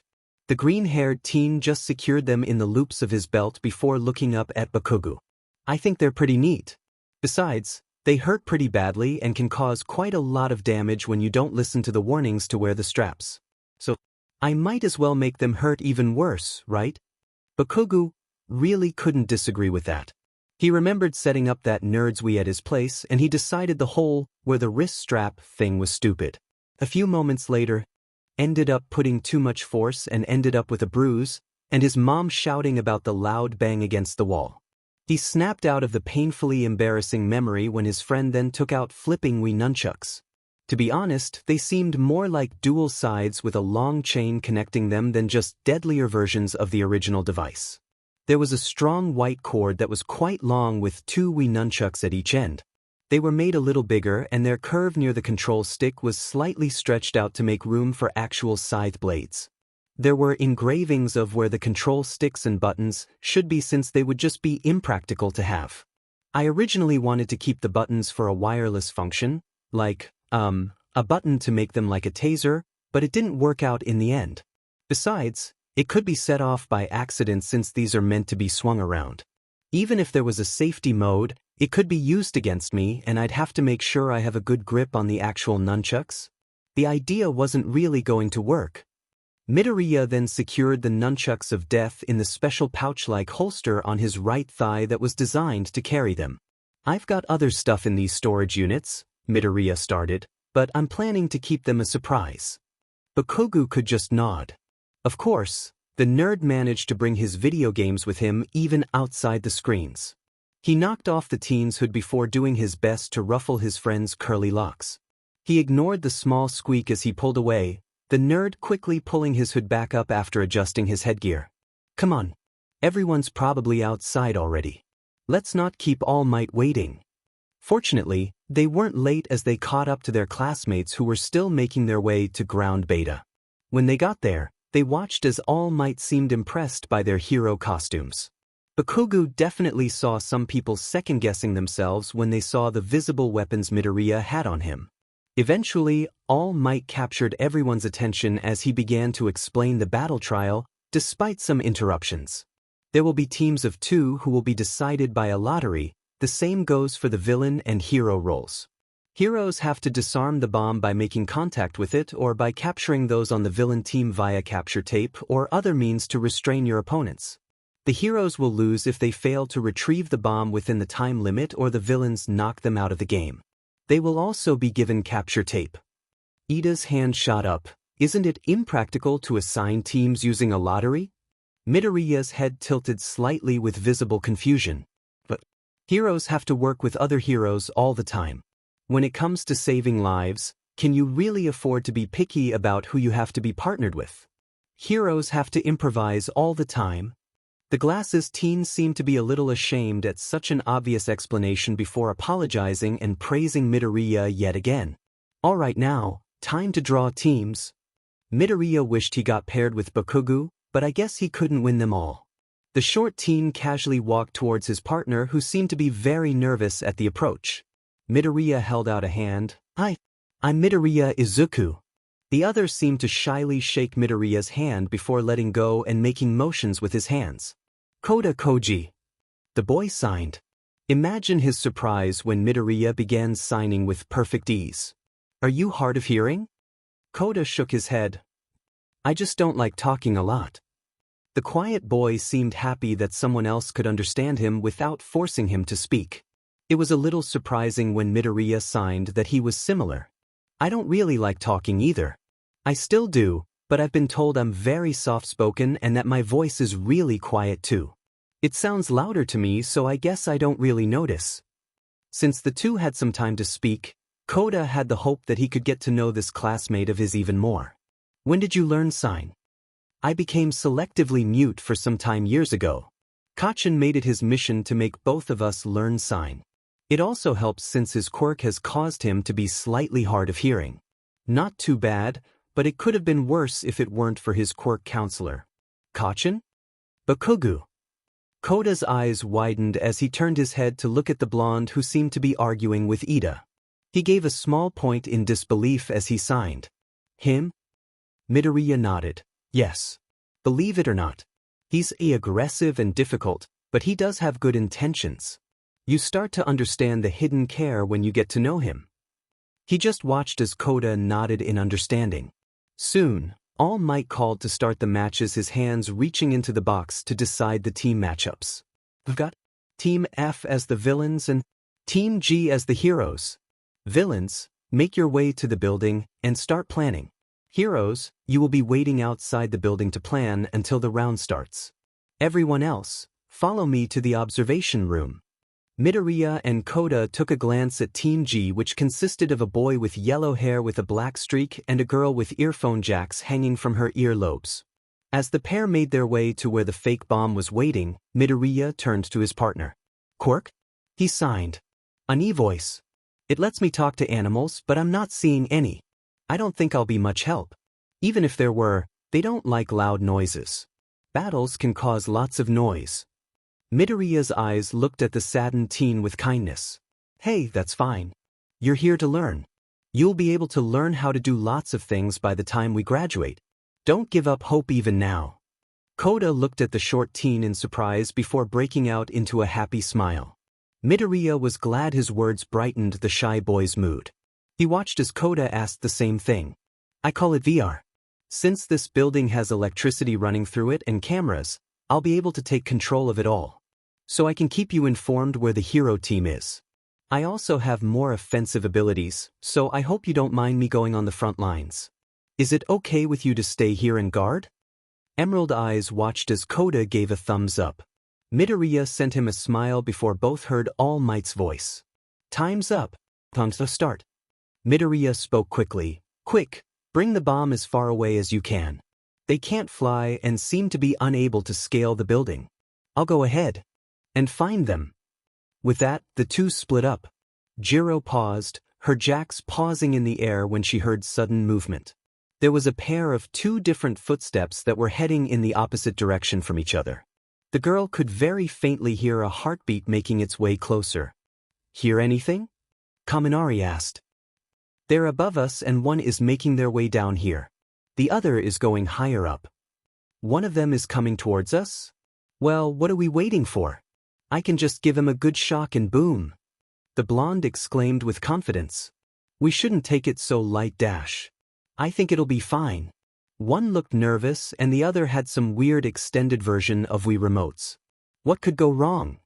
Everything went wrong and Jiro wanted to zap Kaminari for his stupidity.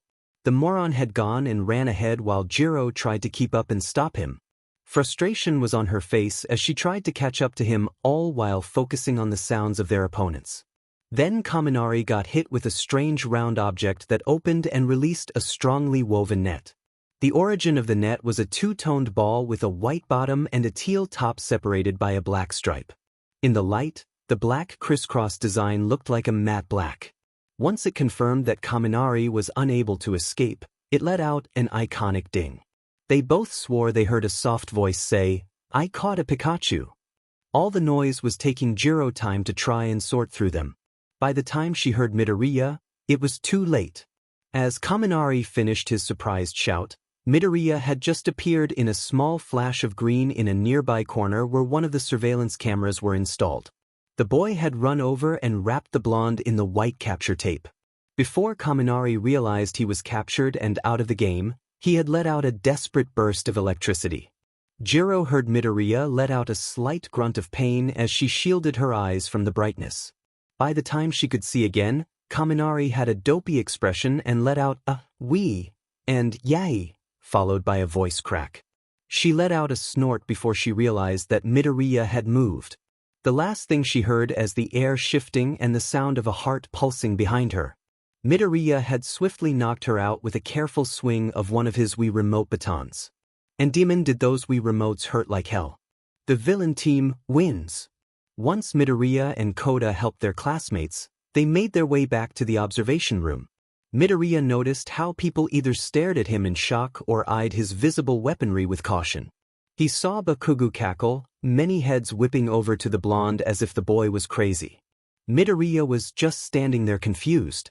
Even All Might was looking at him as if the man was struggling to think of something to say. What's wrong? The green-haired teen questioned as his head tilted slightly.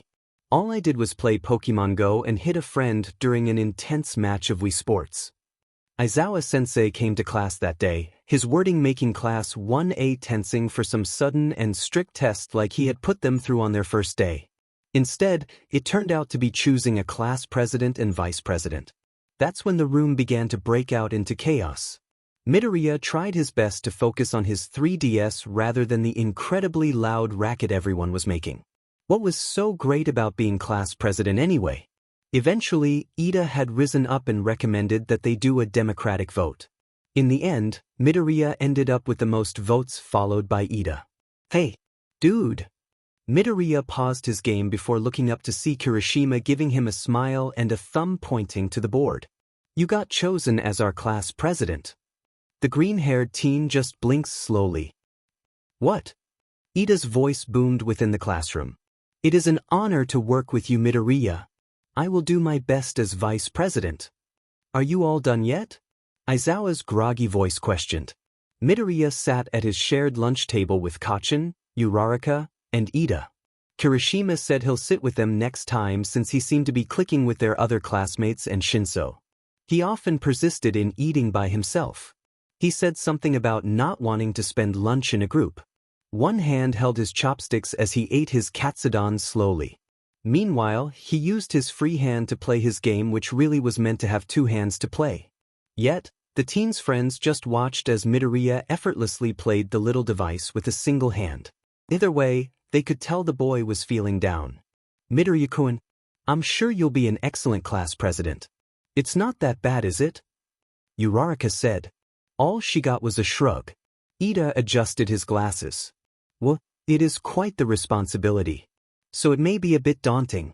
However, if you had that many votes, then our class does see something in you worthy of being the class president. Bakugo took a bite of his deadly spicy curry before turning to them. The nerd may be skilled, but he doesn't really care for being the leader and sheet. He would rather stay in the background and be a motivational supporter.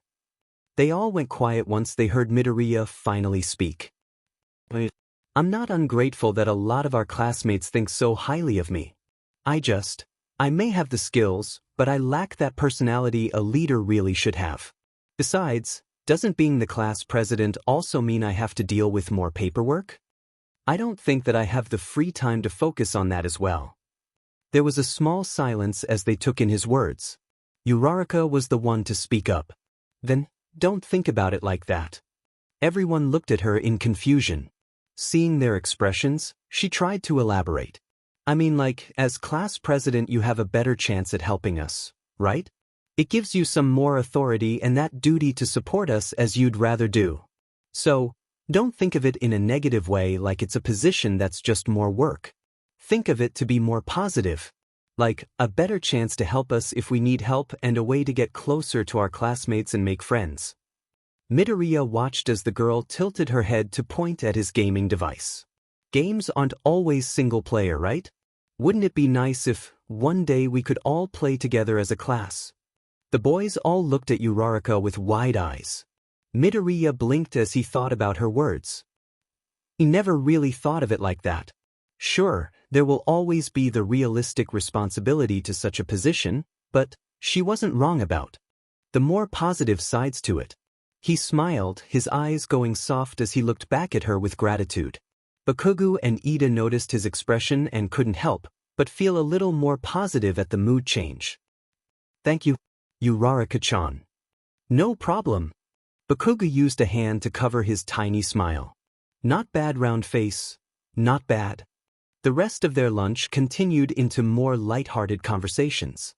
Eventually, Uraraka pointed out how Ida had a rich boy aura, which caused the boy to look shy before explaining that he was the younger brother to the turbo hero, Ingenium. Apparently, his family had a small hero legacy going on. Suddenly, the loud blare of alarms rang in their ears. Midoriya was quick to keep his ears covered at the loud noise, especially once the students began getting up and forming a noisy crowd. Ida asked a senior student what the alarm was about before the guy shouted something about a security level 3 breach before running off. Midoriya just wanted the noise to stop, so he ended up doing his best to weave through the crowd to the large glass windows. All he saw was the swarming press that he remembered waiting outside UA since the morning. He was thankful that Kachin was with him this time as he pulled him through safely. The blonde even made aggressive threats to make them back off. Now, they somehow got onto UA's campus, which was causing this unneeded chaos. Midoriya quickly looked for something to connect to, a camera, or even a sign that connected directly into UA's electrical system. His emerald orbs eventually locked on to a mounted security camera, his eyes glowing before he vanished. No one seemed to notice the strange disappearance in the commotion. The crowd soon halted to a stop once there was a painful crackling and high-pitched noise coming from the school speakers. Once it was over, the students realized that the alarm was completely gone. Everyone's gaze looked up to the nearby school speakers as a voice filtered through. Everyone from Class 1A that was present stared in shock at the familiar voice. "Everyone please remain calm. The security breach was a false alarm due to the press outside. Please disperse in a calm and orderly manner. We are UA students, not panic savages. The pileup you have all made during this simple false alarm would be enough to trample someone to the point of severe injuries if someone failed to stay up. Everything is fine. Now, return to your seats and think about how you could have dealt with this scenario in a more mature fashion. Thank you." As the speakers turned off, murmurs filled the room as everyone began to think about the chaos while many looked at their fellow students with apologies on their tongue. Soon, there was a familiar green flash and there stood Midoriya. He seemed to be adjusting his uniform as his friends began to jog towards him. "Midoriya, there you are. We got worried when we couldn't find you." Ida spoke up as his arms seemed to go into the strange robotic movement. "That was you on the speakers, right? How did you do that?" Uraraka wondered. Bakugo just stomped over and ruffled Midoriya's viridian curls. The nerd just went and pretty much infiltrated UA systems. Ida and Uraraka just stared at the short boy. Ida looked like he wanted to scold the teen for breaching UA systems, but at the same time, the chaos would have continued over a false alarm if the boy didn't act. What? The two ended up asking simultaneously. Midoriya shifted his gaze away as his cheeks took a slightly pink hue. "It's something I can do with my quirk. It was the same technique I used during our quirk apprehension test." "You mean the weird teleporting move?" Uraraka said as she tried to remember the details. "Sure." Midoriya shrugged. Ida let out a sigh as he glanced around to make sure everything was fine. "Well, at least everyone seems fine. It could have seriously gotten out of hand if it weren't for you, Midoriya." "Thank you." No problem." Uraraka sent the shy boy a bright smile and a fist pump into the air. "We told ya that you'd make a great class president." Bakugo took a peek at Midoriya's expression as the poor boy couldn't process all the sudden praise. The blonde just chuckled at his friend's reaction. He gave the shorter a small pat to the back. "Good job, nerd." "Kachin." Midoriya whined with a pout. The only thing the trio could think of was how cute their class president's pout was. Nizu had finally returned from his office after checking on the disintegrated UA barrier. It was certainly a concern and he wasn't quite sure of the message behind it. He could tell that it was nothing good though, and it made him worry for his students. As he began to resume his work on his computer, he noticed something strange. There was a notification alert for non-authorized tampering with UA's systems which took place during the lunch party. When he ran a system check, there was no trace of the intruder still being there or leaving some clue behind. When he began doing camera checks, he was able to witness the chaotic scene that took place in the lunchroom. At the very top of the camera near the exit, it barely caught a tiny trace of a flashing light before it vanished. Nizu watched as the students seemed to be paying attention to the direction of where the speaker was. He decided to check the automatic voice recording software to see what was being said. Imagine his surprise when it was the voice of a student. It was only a little while after the students began returning to their routines did the culprit choose a spacious area in a clear view of the camera. Nizu's eyes gained a spark of interest when the light revealed Midoriya Izuku of Class 1A. "Interesting. What exactly did you do, Midoriya-san?" A masculine hand weaved its fingers through blood-stained locks of hair. "We're all so glad you finally decided to be more obedient." The man could hear the rattling of metal as leather restraints dug into the child's flesh. It may hurt now, but don't worry. All your body needs is more time to get used to it all. Before you know it, you'll barely feel the pain. The hand pulled at the hair in a strong grip as a whimper filled the room. You better be very thankful when that happens too. Thankful that I'm letting you have such a gift.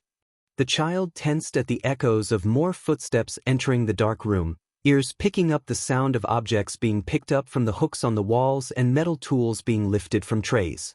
There was a deep breath nearby before something pierced her arm. The room filled with screams and sobs. Initially, Class 1A was a bit nervous when Aizawa came up to announce their next training exercise. Whether the man realized it or not, he sure had his own sadistic flair for dramatics. The atmosphere lifted though when they found out they were going on a field trip to learn about rescue. It was mainly just learning rescue during natural disaster scenarios.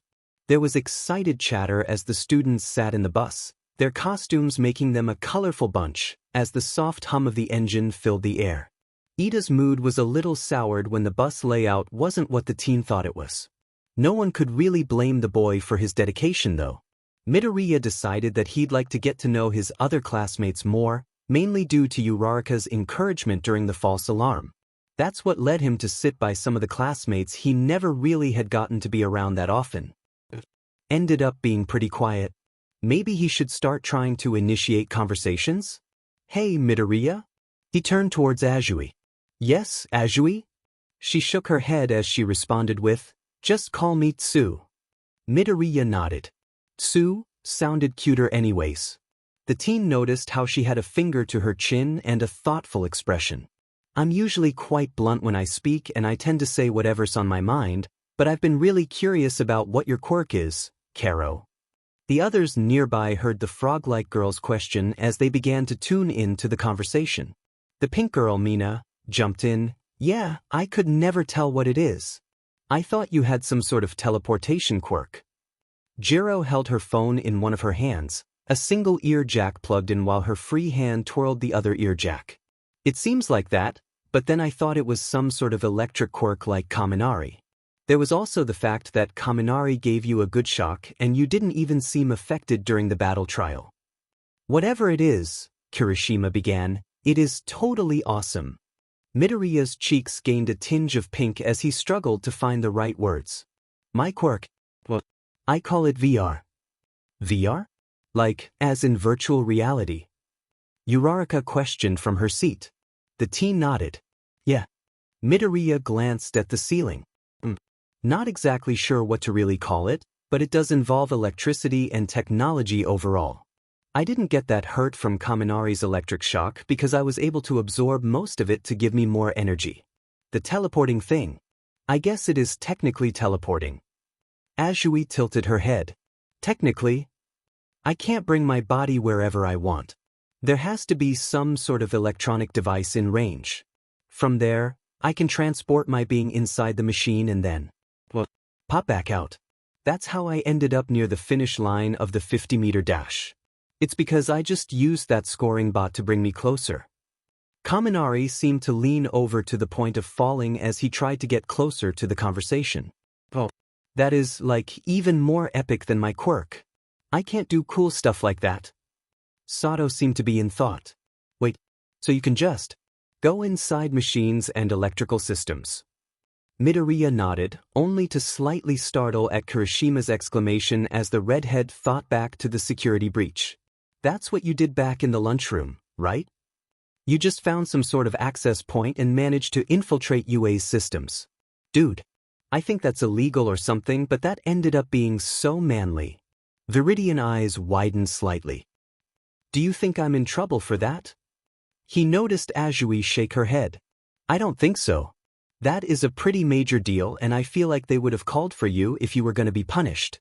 Besides, they probably saw why you did it and decided to excuse you. Midoriya relaxed a bit at that fact.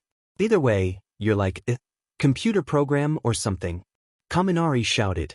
You can go inside electronics and mess around with them and you can get an electric boost. That's sweet. You could literally become one of those AI overlords from those sci-fi movies. Thank you? Green eyes blinked slowly. That's certainly a way to compliment someone. Kirishima gazed at his own arm as his quirk activated. You have such a manly quirk, Midoriya. That's gonna be so useful in hero work. My quirk isn't very flashy and I can't really see it carrying me that far compared to the quirks of some of our other classmates. Emerald Eyes observed Kirishima's quirk in action. I think it's perfectly fine. But I honestly don't think flashiness is that important. It's the usefulness and versatility that matters. What usually makes a quirk flashy is no different than some special effects. Sure, it may not naturally catch everyone's eyes that much, but you are a unit that plays defender and melee. You have the ability to protect others with your own willpower and the ability to use that drive to fight back. By graduation, I'm sure you'll be a wonderful hero. When Midoriya looked back up to face the redhead, he became slightly alarmed at the pinprick of tears beginning to form in Kirishima's eyes. Are you okay? That speech was so manly. Others around the teen sweat dropped. The rest of the bus ride ran pretty smoothly other than the small bit of teasing that was sent Bakugo's way. Midoriya just returned to playing with his mini pinball keychain in silence. He felt a little nervous to speak after that wave of praise and the praise for his pep talk. Were his quirk and explanation that big of a deal? Welcome everyone to the unforeseen simulation joint. I like to call it the USA. Midoriya was sure he wasn't the only one who found the acronym familiar.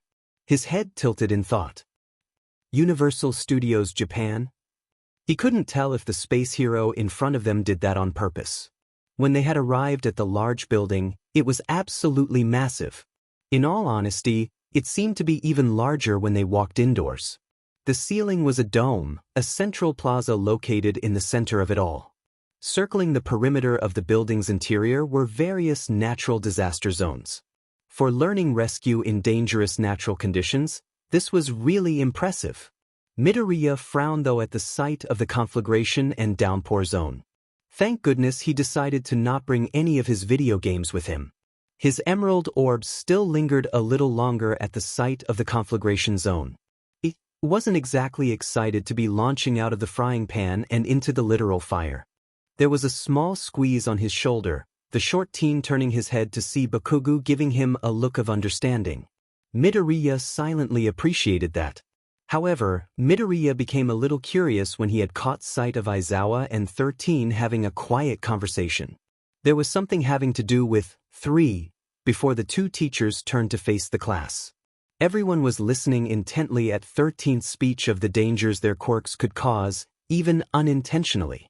Many took it to heart, especially those with quirks that were more destructive and harmful in nature than most of their peers. Midoriya ignored the small wince Mina had as the girl briefly reminded herself of when she almost hit Aoyama with her acid. As the class gave 13 an applause, Midoriya felt himself freeze. No one else could notice it except him. His quirk seemed to act up like it was making him sense some invisible tether between him and the USJ systems. There was an interference and it just seemed to tug at Midoriya's chest with unease. It was too sudden, it wasn't right. A power failure? It was more invasive than that. When Midoriya blinked out of his trance, he finally recognized the sensation of Bakugo shaking him by the shoulders.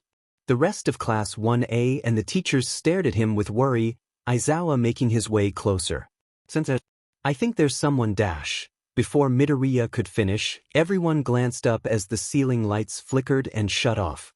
The plaza fountain struggled to run before it eventually turned off.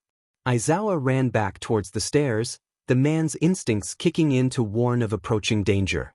Everyone watched with held breaths as a purple vortex seemed to appear out of thin air, expanding until it became a massive wall. Midoriya felt Bakugo tense beside him as villains poured out from the vortex. A part of Midoriya felt reminded of the hordes of enemies that would appear in those hack-and-slash games. Are those fake villains for the lesson? Kirishima's voice questioned. The class slightly flinched as Aizawa suddenly held an arm out to signal them to stay back. Those aren't fakes, these are real villains. Kaminari, try and contact the school. Kaminari was fiddling with a device he wore on the side of his head, his expression becoming fearful and frustrated. Guys, I can't call for help. I think something is jamming the signal. Midoriya's eyes widened as his mind began to plan. 13. Protect the students. Aizawa shouted before jumping into the fray, his capture scarf billowing around him as he began to use his quirk. The green-haired teen couldn't help but stare at Aizawa's form with concern. The pro was a stealth type who relied on surprising the enemy and using his speed to make his attacks count since he lacked attack power. For the man to rush into an army of villains instantly put him at a disadvantage. There were unseen eyes of glowing red as the man fell closer to the villain horde. 13 began leading Class 1A to the doors, Midoriya being dragged along by Kacchan. He tried his best to look around and avoid falling as his blonde friend pulled him. The green-haired teen soon regained control of his own legs as he separated himself from Kacchan to reach 13. 13. Said Hiro glanced his way. Where is the nearest security camera in this building to us? Why don't understand? 13 noticed the desperation in those green eyes as the student spoke. I can try and get past whatever is blocking the signal and I can get us help. Midoriya was relieved when the hero nodded their head in understanding. His eyes followed as 13 pointed to a security camera right by the large doors. Before Midoriya could do anything though, a purple mist blocked everyone's way. The teen's emerald eyes narrowed in frustration as the mist just happened to block his sight from the security camera. Greetings, children, and pardon for the intrusion. I am Kurogiri, and we are the League of Villains who have come to end All Might's life. Bakugo felt his curly-haired friend nudge him. Nerd. Got a plan? He said with a low voice. Midoriya discreetly nodded. The camera. He's blocking my sight from it. The blonde gave a menacing grin. Oh, don't worry about that. I'll make him F off. You just help get our buttes to safety. 13 was just about to use their quirk against the mist villain before Bakugo suddenly shot off with the use of his explosions. Kurogiri was swift to move his hidden physical body out of the way, giving Midoriya a clear view of the security camera. Now nerd. In a flash, everyone noticed that Midoriya was gone. They had no time to focus on it though as the villain recovered, the mist encompassing the entire group in a large dome. Everyone did their best to hold on, but a majority of them ended up being separated into the various disaster zones. Midoriya's world became a void of static. It almost felt like flying, or maybe even swimming, as he tried to follow the path that would lead him to UA's main building. More specifically, Nizu's office. Just as he was making his way there, he felt a painful shock as he seemed to bounce off some sort of wall. That's what Kaminari must have struggled with. As soon as his hands made contact, it felt like he just got burned as he pulled them away with a hiss. He couldn't let this stop him. Who knows what is happening to his classmates right now? He's the only one with the quirk that can get help and break through this. He can't fail.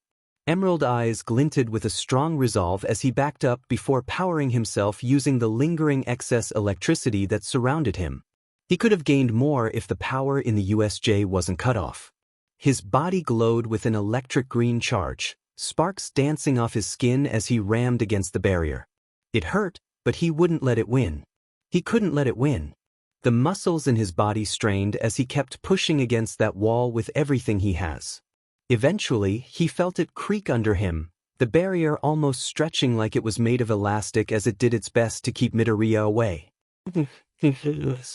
Ultra! From within the USJ, a villain cried out as some of the lights sparked and shattered from some sort of overload. Glass was raining down unnoticed as the class dealt with their own battles. Midoriya's body tumbled as the barrier seemed to shatter against him due to the strain. The pain from making contact with it began to dissipate and he barely acknowledges the small stinging sensations as the virtual shards scratched his skin. Midoriya's momentum ended up continuing as he seemed to shoot off like a rocket towards UA's main campus. The teen smiled with determination. Everyone, please bear with me for a little bit longer. Nizu was still in the middle of lecturing Tashanori when it occurred. Everyone within UA whipped their heads towards the ceiling or a school speaker if one was in sight.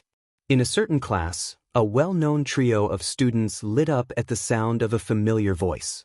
All present teachers were tensed as the speakers crackled to life.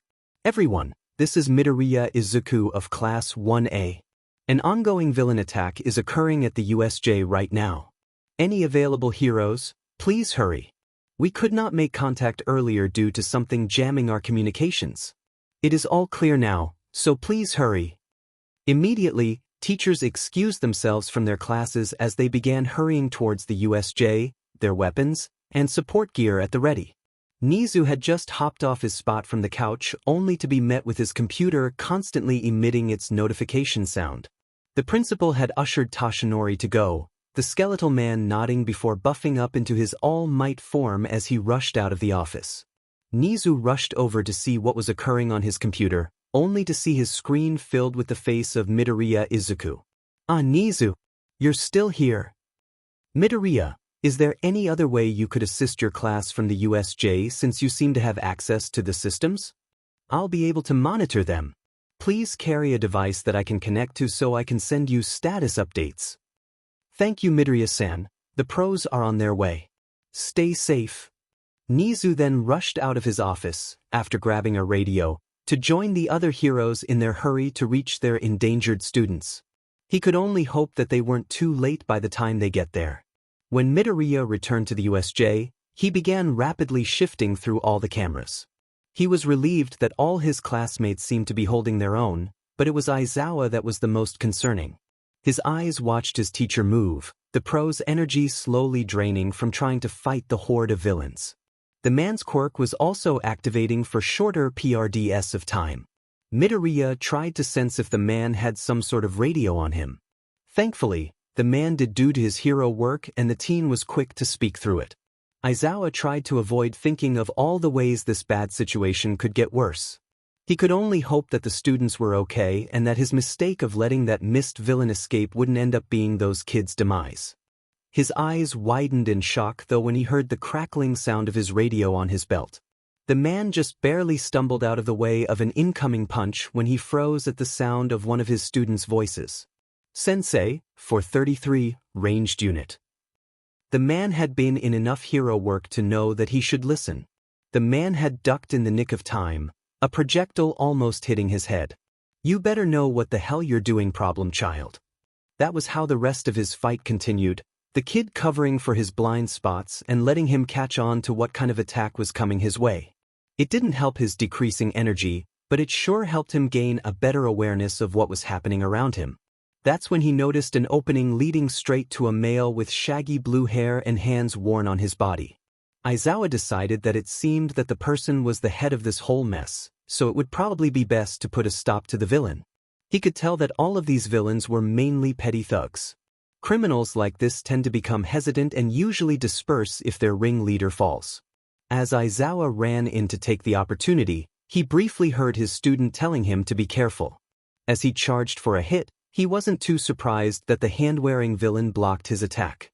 What he wasn't expecting was the sudden pain in his elbow. His skin. It was flaking off to the point of exposing muscle. Sensei. Aizawa was quick to take a leap back in order to distance himself. That is a very dangerous quirk, and now the hero was down an arm. He gritted his teeth as his eyes narrowed into a glare. If only he could keep his quirk on for longer. Huh? The boy scratched at his neck with a single hand, his red gaze staring at Aizawa. Was that the sound of one of those brats? Are you cheating, Eraserhead? By using a strategy guide? Yet, here I was, thinking that you were cool. The villain was soon interrupted by the sudden appearance of Kurogiri. Shigaraki, I apologize, but somehow the children managed to contact the heroes. I remember that one had disappeared and I haven't seen them return. Shigaraki's fingers twitched. So, are you saying we've got someone hacking into our game plan? The villain's face twisted with anger. Is the voice I heard before the brat that did it? I don't like cheaters. How dare they cheat? The skin of his neck broke and shone a fresh crimson. Kurogiri, find the cheating brat and kill them. I want them dead. They're ruining everything. Demon hacker. Demon filthy cheater. The hand villain seemed to decline into an eerie calmness. Nomu. Midoriya saw it coming, his pulse beginning to fill his ears. Sendash.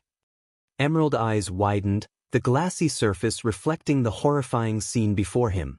Midoriya was still as he watched the camera perspective show Eraserhead get pinned to the ground by that monstrous creature. The man's quirk didn't even change a DMN thing.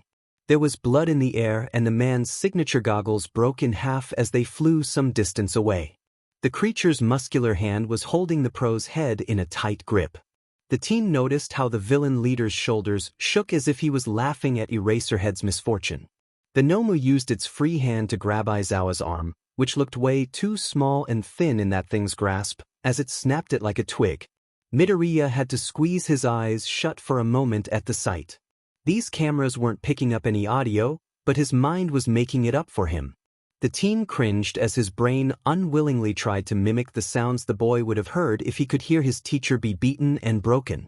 He didn't like the imagined sound of a snapping bone as his teacher's mouth let out a scream of agony. Midoriya feels like he was going to be sick.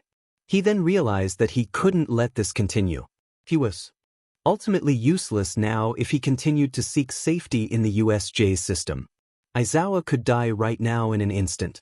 That thing has the strength to do it, and his teacher was lying there and was so vulnerable. He shivered as he saw the blood that pooled across the ground.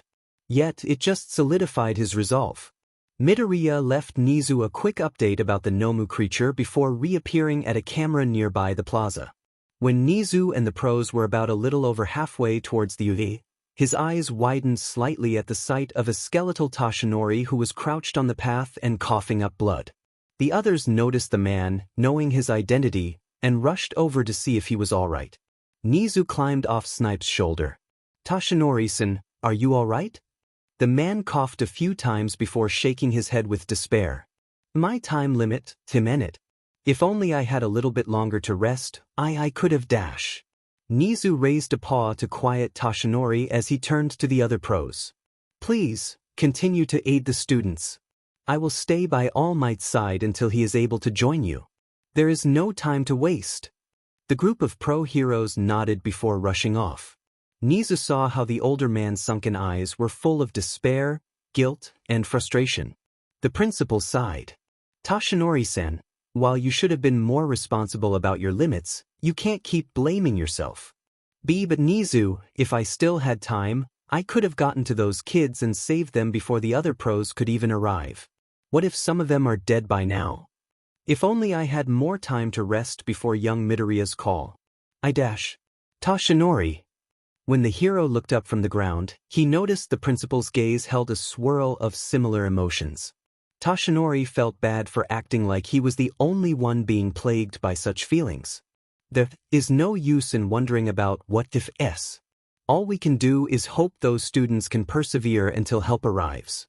Until then, all we can do is hope for the best outcome. The two rested at that spot in a tense silence. Tashanori couldn't help but curse All for One for giving him this disability. Another part cursed himself for letting that criminal overlord the chance to injure him so severely.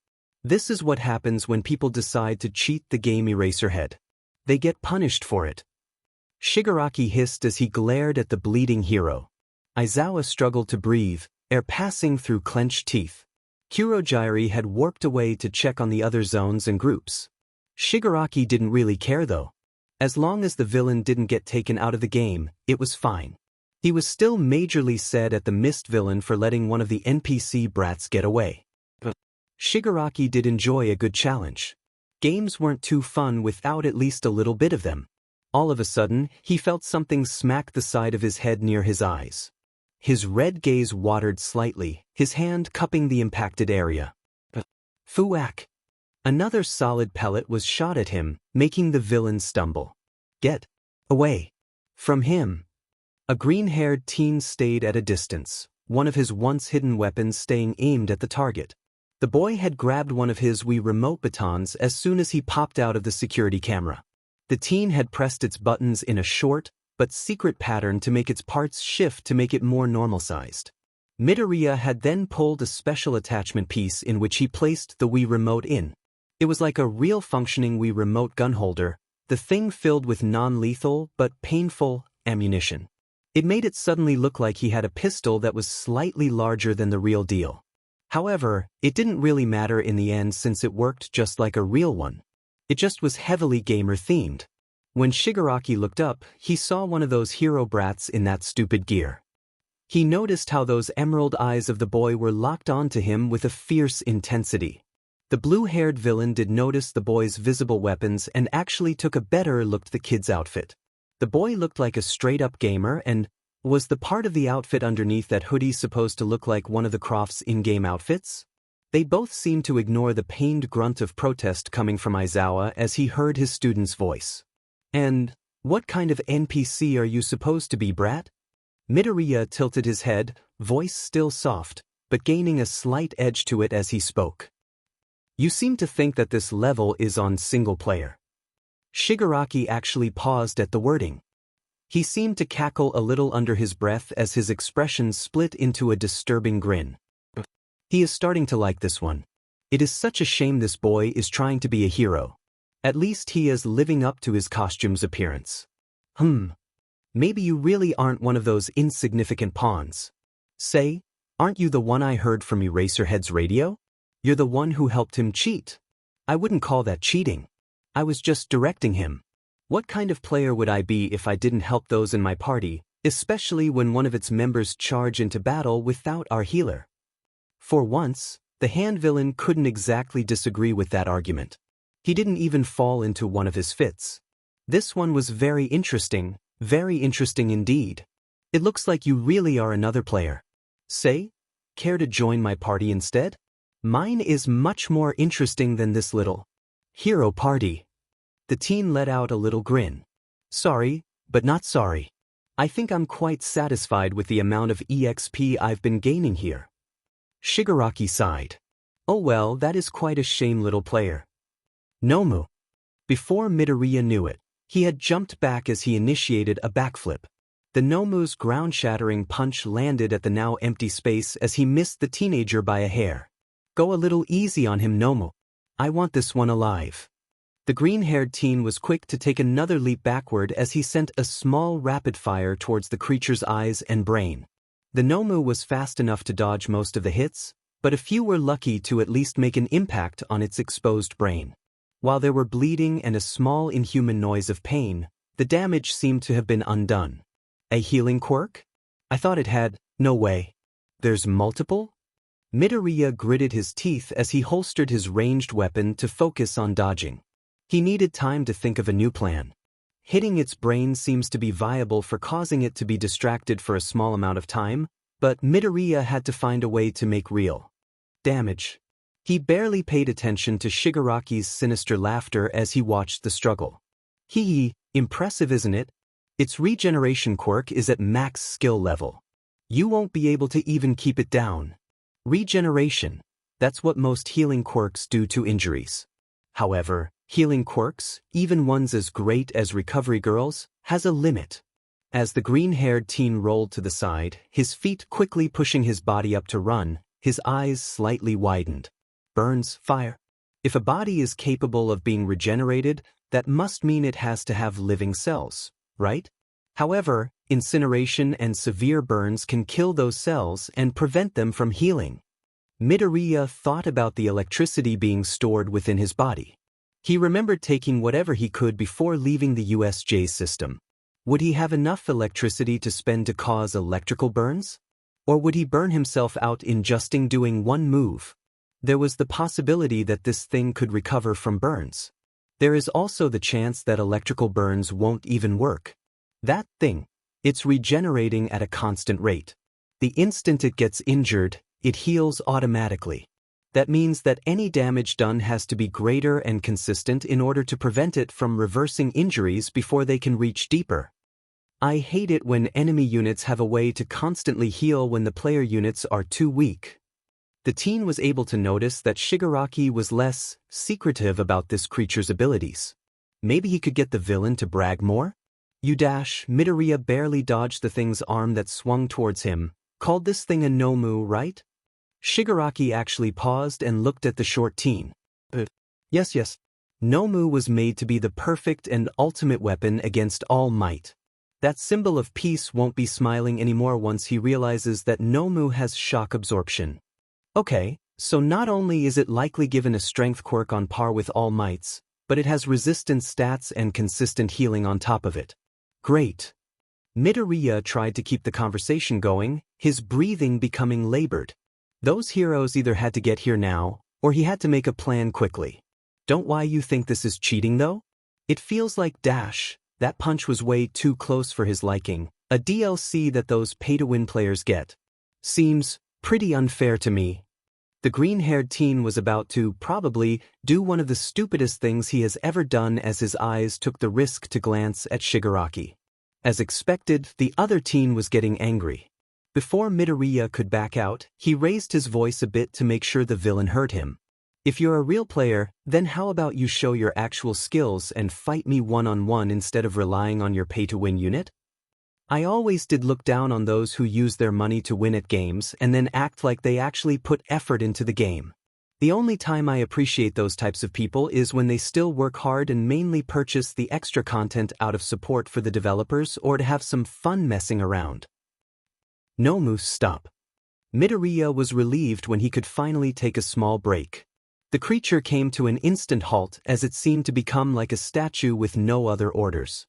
Midoriya tensed as he faced Shigaraki, who scratched at his neck that shed with flaking, dry skin. So, you want a fair fight, eh? I can respect that from a fellow player. The villain leader was swift despite his appearance as he charged at the panting Midoriya, his hands outstretched for his quirk. However, I think I'm at a much higher level than you, hero. The green-haired teen hurried as he desperately pulled out his other Wii remote baton. As he swung it to protect himself, it ended up being caught in Shigaraki's grasp. Midoriya was quick to let go and create some distance between them as his emerald orbs watched his weapon turn to dust. Better it than me. Midoriya's gaze narrowed as he pulled his Wii gun out. It doesn't disintegrate the mass entirely in one instant, it actually takes some time. Yet, it still disintegrates way too quickly to be good on the human body. At least I shouldn't have to worry about having entire bits of my body gone as long as I don't let him make contact for too long. Neither had been paying attention to how much time has passed as the pair continued their dance. The villain would curse and become agitated every time Midoriya was able to hit him with his Wii gun or sneak in close for a lucky hit with his nunchucks, the blades giving the villain non-fatal cuts.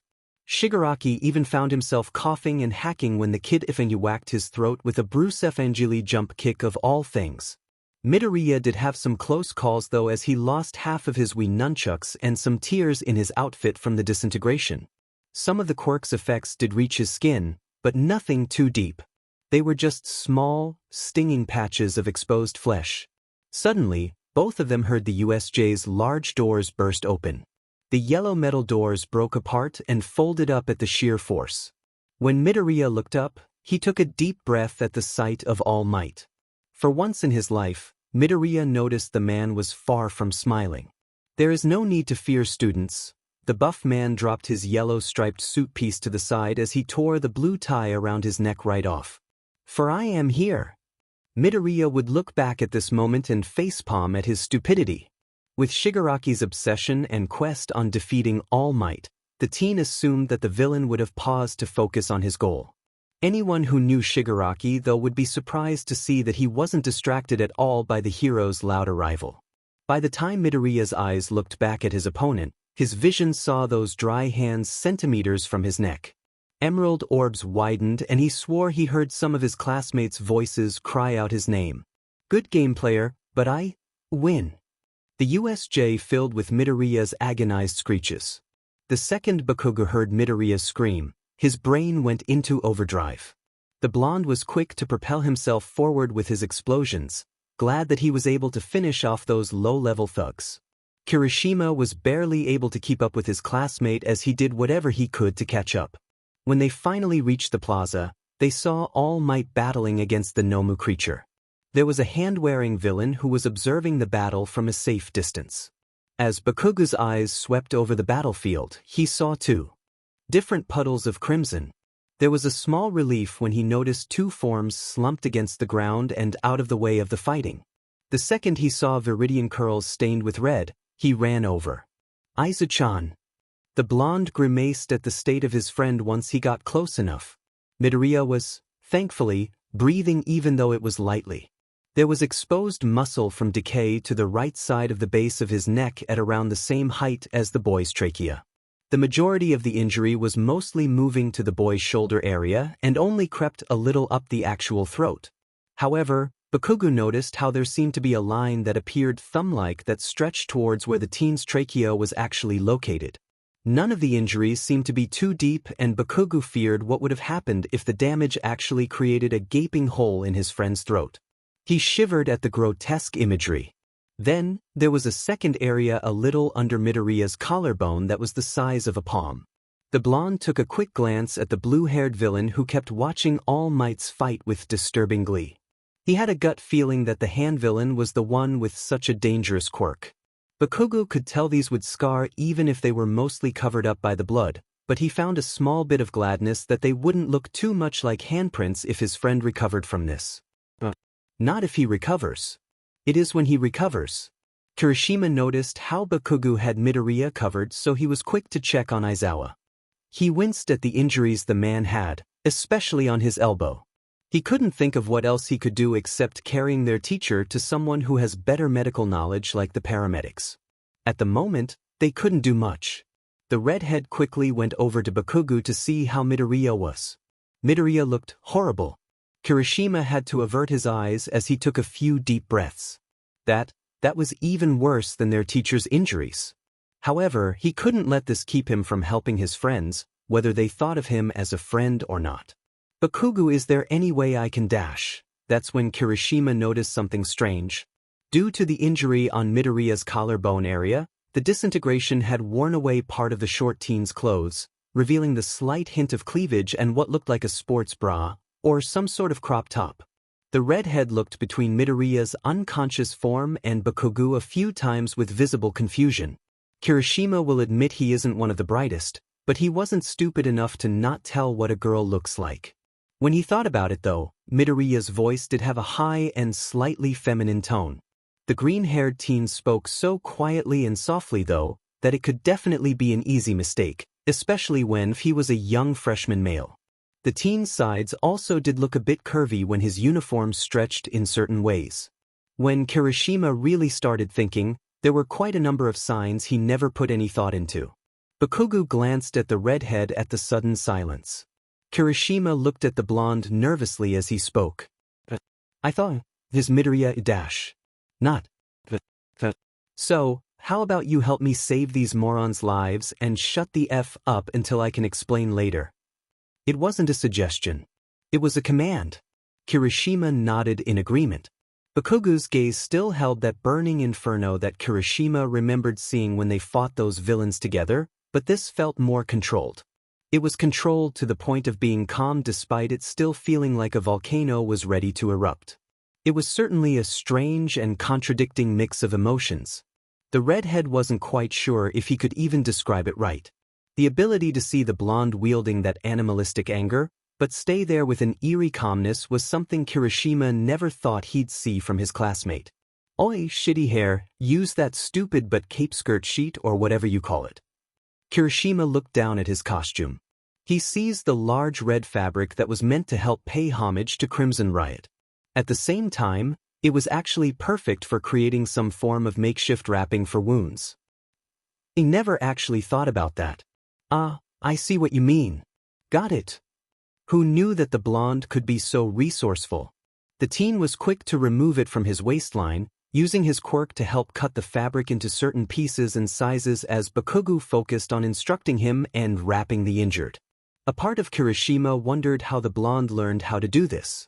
By the time they finished, Midoriya and Aizawa's major injuries were securely wrapped in red.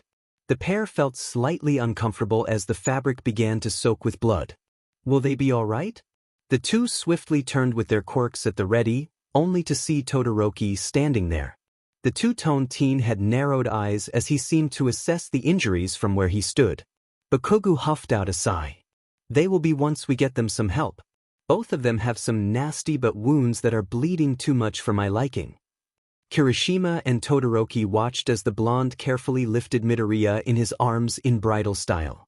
The small trio then heard a couple of pairs of approaching footsteps, followed by gasps. Bakugo had his back turned to them and his body was reacting before Todoroki or Kirishima could stop him. Oof. Bakugo realized that he had just gave a kick to Shinsu's stomach. The blonde growled in annoyance. For FS sake, are all of you idiots trying to get your butt kicked? Warn us, why don't you? First, it was half and half and now it's you sneaky fucktards. Shinso and Azui glanced at each other. Yeah, that probably would have been a smarter idea when they're trapped in a villain attack. Sorry, Karo. That's when they began to pick up the relived cheers of their classmates who were at the USJ's entrance. When the group looked up, they saw the many forms of multiple heroes. Nizu raised a paw with a smile. There is no need to fear, students. Backup has arrived. The explosive blonde took the chance to get the group moving as he faced his classmates with a serious expression. Alright, I got Aizu. You, Insomniac and Frog Face, go help lift Aizawa-sensei. The pair, still drying from being in the flood zone, did their best to ignore the names as they began to carefully pick up their teacher. Todoroki and Kirishima looked at Bakugo expectantly. Before the blonde could get a word in, they all heard All Might grunt from pain. They turned their heads back to the battle only to see All Might bent backward as he tried to take down the Nomu, only to be stuck because of Kurogiri's portal quirk. The hand villain seemed to cackle with glee at the sight. The group was only able to slightly see that bleeding crimson staining All Might's shirt from their angle. You too, shitty hair and half, be useful and help out All Might from getting himself killed. They didn't need to be told as the pair hurried, Todoroki swiftly sending a wave of ice. Bakugo focused on getting Midoriya to safety, taking a glance at Shinso and Azui before heading up the stairs that were cleared of villains thanks to Present Mike. As he was running up the stairs, he finally saw a group of his classmates, some who were by 13th side. Their relief at his safety was quick to vanish though once they saw all the blood and an injured Midoriya followed by an injured Aizawa. Bakugo carefully placed his friend on the ground and out of the way. Uraraka gulped as she bravely walked closer. Will he be okay? The blonde just sighed, his red gaze lingering at the crimson staining his friend's body and his own. I don't know. The brunette's eyes widened and before Bakugo could ask why he felt a weak hand poke at his ankles. He was quick to sit up on his knees as he carefully holds Midoriya's hand. Aizu, you there? Neither of the pair liked how Midoriya's eyes seemed to be dull and unfocused. It was different from how the teen usually was. For Bakugo, it was more startling than it would be for most people because he knew Izuku. He knew that Izuku couldn't afford to let himself become so unfocused and unaware. The green teen couldn't afford to. Midoriya seemed to try and lift his free arm, his hand trying to reach the decayed spots. Bakugo was swift to snatch the teen's wrist all while being careful. Oi, Aizu! Don't go touching it, alright? You don't know if it itches and I don't know how much it hurts, but you can't go rubbing at it. Everyone who was close enough froze at Midoriya's attempt to speak. Bakugo and Uraraka cringed when the short teen's mouth opened, his tongue trying to form letters and words that he couldn't. It all just created a wheezing and wet gurgling sound, as if he was trying to speak while gargling water in his throat. Midoriya seemed to become frustrated, causing him to try again and again. The crackling, squealing, and other inhumane sounds just shook them to their core. Bakugo used a hand to gently shut his friend's mouth as he sent a stern glare. Finji moron, stop doing that. Your whole neck area is screwed up and I don't know how bad. Just try and calm down, okay? Bakugo watched as those dull orbs stared at him before beginning to close. The blonde panicked at the sight. Isn't he supposed to keep his friend awake? Or was that only for those with concussions and head wounds? Either way, he found himself lightly tapping his friend's freckled cheek. Nerd. Aizu, you better be planning to take a nap like some lazy but cat and not go dying on me. If you die, you know I'll find a way to bring you back just so I kick your butt. It seemed to work for a little bit, but Midoriya soon found himself falling back into a dark world. Bakugo loyally stayed by his friend's side, not knowing just how much time has passed. He barely even acknowledged the sound of All Might launching the Nomu creature out of the USJ's ceiling. He only snapped out of his protective daze once the paramedics began to enter the building. Bakugo startled as a gloved hand on his shoulder as others loaded Midoriya onto a stretcher. You going to be alright, kid? Bakugo just gave a numb nod. You just save Aizu. All the blonde remembered were the sounds of people speaking to him as he was led outside the USJ to the bright blue skies of the outside world. It felt like it was mocking them all for what they suffered through. It had been hours now since the USJ incident. All of the students were sent home and given a few days of leave until UA could make some improvements in their security. Nizu and the rest of the UA faculty had to push away their own feelings as they filled in paperwork, picked up calls, and answered questions. The desk phone on Nizu's desk rang and a white paw was quick to answer. Hello, this is Principal Nizu speaking. I assume this is about the USJ incident. Yes. Greetings, Nizu. I am Midoriya Hisashi. Midoriya is Zuku's father. The principal nodded with a hum of acknowledgement. I see. It is unfortunate that this is our first real conversation. Do you know how my son is doing? I have yet to get to the hospital and was stuck at work when I heard the news announce the incident. Yes, I have recently gained a report from the hospital he was sent to, as well as the other injured. Nizu shuffled through some emails before finding what he was searching for. Your son only had 2 major injuries that had to be dealt with. The rest were minor and may scar, but those scars are very likely to fade over time. However, the 2 injuries of concern were caused by a disintegration quirk. It had managed to reach quite deep around Midoriya-san's neck as well as the muscles connecting to his shoulder. There was also damage done to the area a tad below his collarbone. Both are about the size of a hand and he was lucky that no more was done. The fact that Midoriya would have likely died in the worst-case scenario did not need to be told. I see.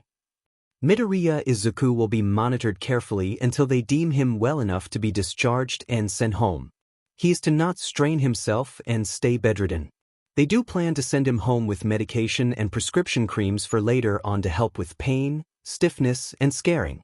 Thankfully, he had enough energy later today to have Recovery Girl heal the worst of it all.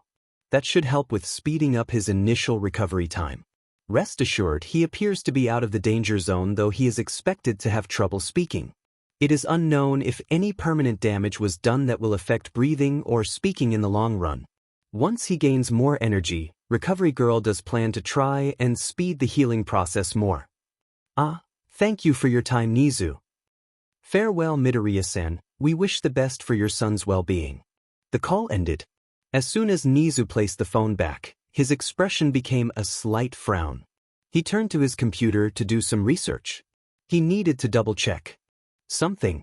A tragic incident occurred today at around 12:17 in the afternoon where a local Muzutafu pharmacy suddenly went ablaze. Fortunately, there were many staff who had exited the building for lunch, but those who remained inside were unable to be rescued. The local police and heroes managed to arrest the suspect, who was known as a pyromaniac villain notorious for setting structures on fire with no apparent pattern. He was spotted near the scene and had to be chased down the streets. The child's eyes glowed with the light of the television. The kid barely felt a large hand rest on their shoulder. What's wrong? The man asked. Without even moving their gaze, the child raised hand with a finger pointing at the TV. The finger wasn't pointed at the lady telling the news, but at the small box that played a short film of the burning building. Teardrops began to slowly drip down the kid's cheeks. Mommy? Katsuki, Bakugo watched as his mother crouched down and gently held his tiny hands in hers. There's something you have to know. The blonde just tilted his head in confusion. He could feel his mother's hands trembling. From his peripherals, his father is leaning his back against the wall and glancing away from his wife and son. Auntie Inko won't be able to come over to our house anymore. Why? The blonde was getting annoyed at his parents' strange behavior. He was oblivious to the pained looks his parents tried to hold back. If Auntie Inko can't come over anymore, then that means we can just go to her, right? What's the problem? The dam broke, his mother pulling away as the kitchen filled with sobs. The blonde watched his father embrace his mother in an attempt to comfort the woman. The blonde child noticed how his father was giving him the silent message to leave the pair be for a bit. Bakugo left the kitchen in stunned silence. He didn't understand. Kirishima walked up the steps leading to the Bakugo's front door. He glanced back as he reread the text the explosive blonde had sent him. He double-checked to make sure he got the right address. When he rang the bell, he waited with slight anxiety. The redhead's attention was caught when the door opened and introduced him to a woman who looked extremely similar to Bakugo. It was almost a little scary. HM? Oh, hello. Who are you? I'm Kirishima Ijiro of Class 1A at UA. It's nice to meet you, Bakugo-san. The blonde woman smiled. So you're my son's new friend. Kirishima swore he heard the explosive teen shout something in the background. Please, just call me Mitsuki. It will help it be less confusing too. Sure. The redhead startled when the smiling woman turned back to the inside of her house with an angry shout. Why, brat? Your friend is here. Don't keep him waiting. There were some thumps from the second floor followed by, I get it. I'll be right there, you old hag. Mitsuki then turned back to Kirishima like nothing happened, her body moving out of the way of the entrance to the home. Sorry about that. Please make yourself comfortable. As Kirishima walked in, removing his shoes in the process, he could only sweat drop at the shouty interaction. He definitely knows now where Bakugo got his fiery side.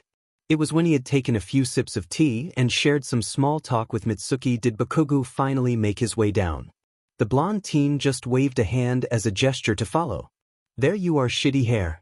Come, let's go. Kirishima excused himself as he followed the blonde upstairs to the teen's room. He tried to ignore Mitsuki's shout about how Bakugo addressed the redhead. Of course, the blonde shouted back with his own disagreements.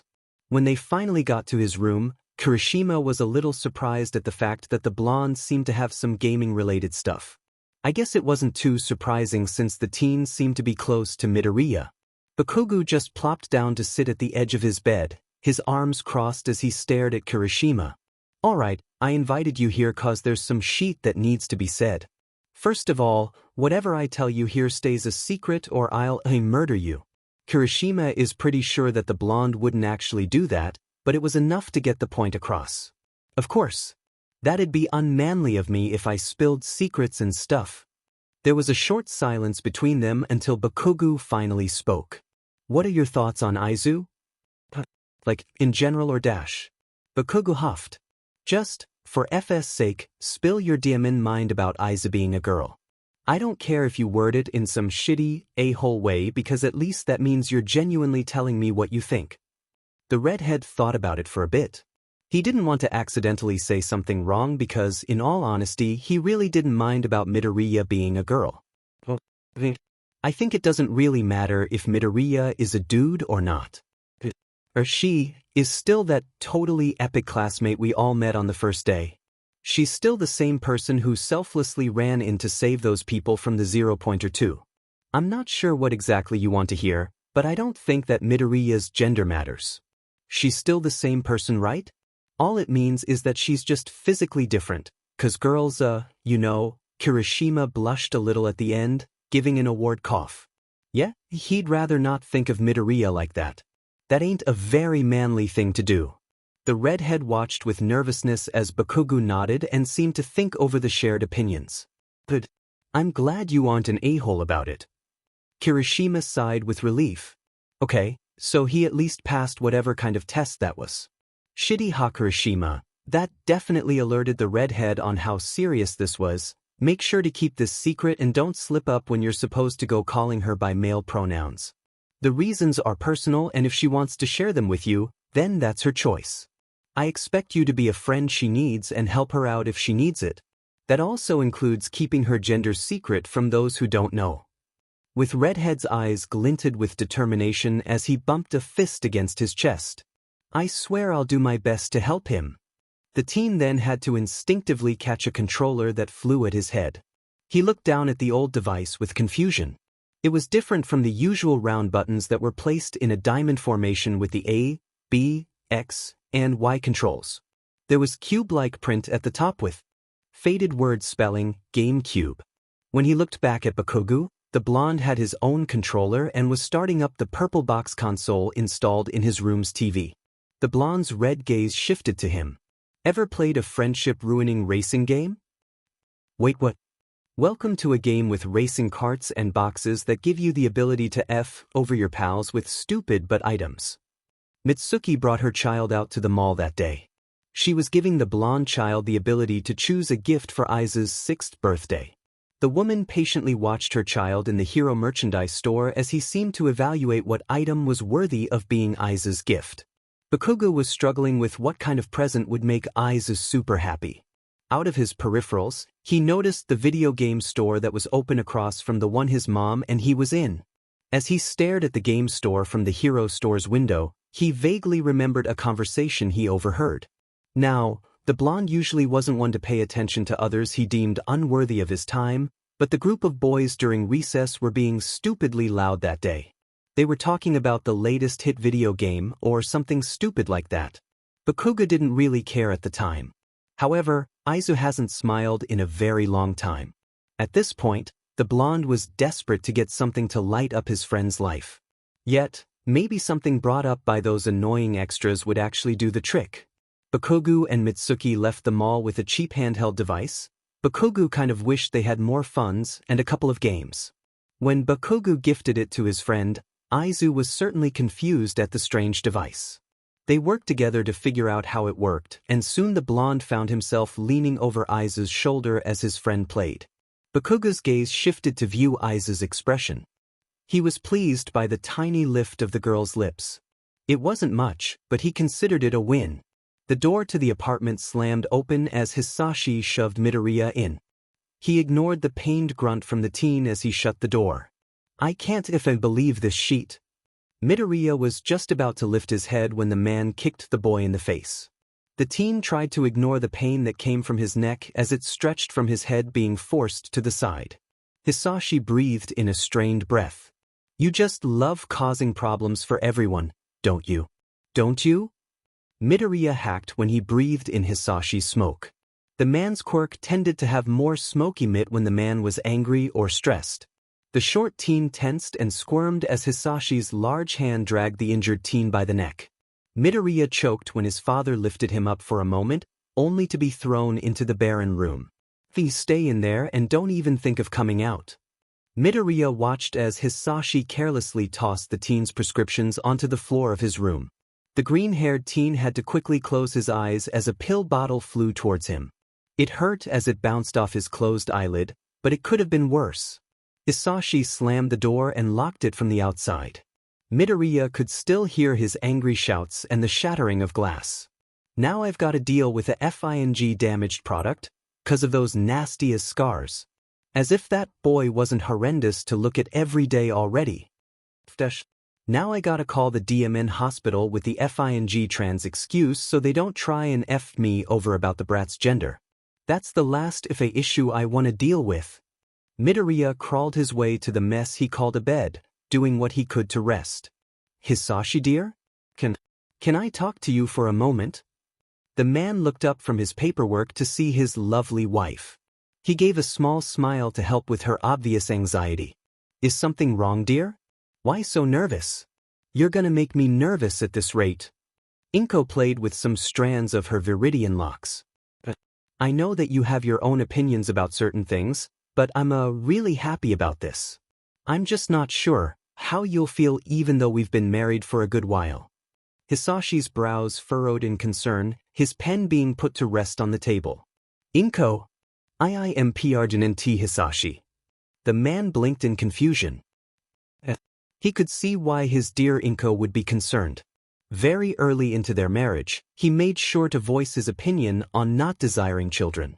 Inko respected that and he respected her for understanding. He knows that there is no perfect way to completely prevent PRGNZY. Even using all safety measures can still have a probability of failure. Yet he was filled with uncertainty. Would he be able to care for a child? Would he be able to take the role of a father? As Hisashi looked at Inko's worried stare, her hands clasped as if she was praying for him to say something positive, he couldn't help himself from giving it a try. All parents have no answers to such questions when they have their first child, right? So, he didn't see any issue with giving it a try. As he joyfully lifted Inko with a cheerful smile, a nuzzle to her stomach despite her giggles and squeaked-out protests, He couldn't help the small feeling of excitement. What would it be like to have what others called a bundle of joy? Isashi was a curious man and he wanted to find out. He couldn't wait for the future.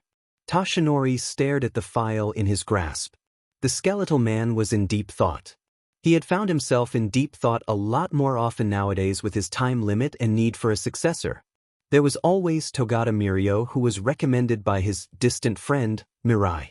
However, the #1 hero wanted to be able to find a candidate of his own. He won't deny that Togata has great potential as a successor. He has met the boy for brief PRDS of time as a teacher, and the teen was certainly impressive, but he knows it can't hurt to have more options. Tashanori stretched in his office chair, his joints cracking as he set the files down. The old hero soon had to head out, the file of Midoriya Izuku within his desk drawers. Class 1A was filled with mostly quiet chatter. It had been quite some days since they have last been in class considering the recent incident, but it felt like they returned much sooner than they thought they would. Many of the students just wanted a distraction, and it was a silent agreement to not think too hard about their own memories of the USJ. Eventually, they all turned their heads as the classroom door slid open. Bakugo entered the classroom with Midoriya trailing behind the blonde, the short teen playing another one of his many games. The class did their best to not stare at the bandages that slightly peeked past Midoriya's uniform collar. "Midoriya, I am glad to see that you are doing well." Ida greeted with a salute. The short teen just gave a small nod in response. When Midoriya sat in his seat, a few classmates crowded around him. The teen could hear Bakugo growling at the fellow students as a way of warning them not to pester the green-haired teen too much. A part of Midoriya wished that the blonde wasn't so protective at times. "Hey man, you gonna be alright?" Kirishima spoke up. For a second, the students wondered if they were going to get an answer. Then, Midoriya finally spoke up. "I'll be fine. Recovery girl just wants me to keep these on for a bit as a precaution. Technically, I'm all healed up. I have some stiffness in my neck on that one side, but it doesn't hurt." The group of friends and eavesdropping students felt relief at that. The teen's injuries had left many of them shaken. And then entered Aizawa, who looked like he was ready to be buried in an Egyptian tomb. "Good morning, class." His monotone voice greeted. The class could only stare at the mummified man in disbelief. "Aizawa-sensei, we are glad to see that you are doing well." Ida's voice rang out. "What about that looks like he's doing well?" The class simultaneously thought. They just watched the man make his way to the front of the classroom with a hunched back. No one was entirely sure if they should believe him when he stated he was fine. "Putting my health aside, know that the battle is still not over." That made everyone tense as multiple negative scenarios flooded their minds. Class 1A was caught off guard by the large grin that took over Aizawa's face. After all, there is the upcoming UA Sports Festival. There was a massive wave of relief that was quickly replaced by a competitive atmosphere. Everyone knows about the famous UA Sports Festival, an event that had risen in popularity over the years and has become the replacement of the pre-Quirk era Olympic Games. While everyone was thinking about the event, Midoriya could only think about how it was the perfect time to start pulling out those Olympic-based video games featuring that red plumber and that blue hedgehog. Oh yeah, I guess he should be thinking about the sports festival. Does swinging a remote around count as training? Nerd, please tell me you're thinking about the sports festival and not video games. Bakugo was met with silence and an innocent expression. Some of their classmates turned to look at Bakugo as the blonde just face planted his desk, sudden bang of the desk catching some of the students off guard. Midoriya just turned away and focused on his game to not involve himself. It was during their lunch PRD when it happened. Midoriya ended up with his small circle of friends made of Uraraka, Ida, Kirishima, and Baku. Shinso was still a challenge to convince, but Midoriya was sure he'd one day get that purple-haired insomniac to sit at the same table. On their way to lunch, they ended up falling into a discussion about their personal reasons for being a hero. Ida had his inspiration from his older brother and his family legacy, while Bakugo said that he wanted to keep those cruel motherfuckers in line so they don't ruin lives. When Uraraka had to share, the girl ended up quite embarrassed. The group could see why if they took her reason out of context. The girl just wanted to help use the money she'd be able to earn to help out her poor family who owned a not-so-successful construction business. I don't see the issue with that. Our society's economy runs on cash, so there's no problem with making sure you can survive in the world. I'd see a bit of an issue if you had enough to get by in life, but wanted more just to simply have more money. Plus, hero work would help a lot with that since they can get paid quite a lot. If you can help save lives in the process of caring for your loving parents, then I see zero issues. Midoriya voiced, his gaze leaving his game as he stared at Uraraka. Bakugutsuke, he ain't wrong round face, and if anyone has an issue with that, then they obviously don't understand what it means to have money issues in a society that demands the use of money. Anyone with a FING brain will be able to see the kindness behind it. Uraraka gave them a bright smile, eyes threatening to tear up at the display of support. She really was expecting them to be negative towards her reason. Midoriya-kun, what's your motivation to be a hero? She had questioned. The group watched as the teen played his game, his brows furrowed in thought. Bakugo had told them that the short teen liked to take time when answering to avoid saying the wrong words. That was something Uraraka, Ida, and Kirishima could respect. Before they could get an answer, the group paused and stared at the not-so-hidden form of All Might around a hallway corner. Pissed. Young Midoriya. He whispered loudly. The man then raised his neatly wrapped bento, his other hand gesturing for Midoriya to follow. Care to join me for lunch? Uraraka couldn't help herself from mentally squealing how cute that was. Midoriya glanced at Bakugo, the blonde shrugging. If you want a nerd, just know that you don't have to. The green-haired teen ended up bringing his lunch with him as the teen followed All Might. The rest of the group just continued their way to the lunchroom. As they spoke quietly about what had just happened, they failed to notice how a certain two-tone teen, a little further ahead in the lunch line, listened to their conversation. Todoroki returned his gaze forward once he felt Bakugo stare in the cold teen's direction. Yagi knew how to speak in front of crowds. He also knew how to comfort civilians during a crisis. Yet here he was, a veteran hero and the symbol of peace, struggling to start a conversation with a teenager. Fortunately, it looked like he didn't need to say anything. You aren't here for just lunch. I'd appreciate it if you got to the point. The man coughed slightly out of surprise, the green-haired teen not once removing his gaze from his game. I have something I'd like to discuss with you, but first. Midoriya looked up only to try and wave away plumes of steam from his vision. When it finally cleared, his eyes widened in surprise as his mouth hung slightly agape. The tall and buff figure of All Might had deflated into a very frail and skeletal man. Yagi could see the boy's obvious confusion. This, the man gestured to himself, is what I truly look like. My quirk helps in giving me that strong form that many know of. It's like when men SCK in air as they flex by the pool. Midoriya stared as his brain tried to process the information, but he waited because he could tell there was way more to be said. It wasn't always like this though. The teen gained a grim gaze as Yagi lifted his shirt to reveal the ugly wound that seemed to stretch from his chest to his abdomen. About 5 years ago, there was a deadly villain fight that had left me severely wounded. I managed to keep this battle quiet from the public so very little actually know.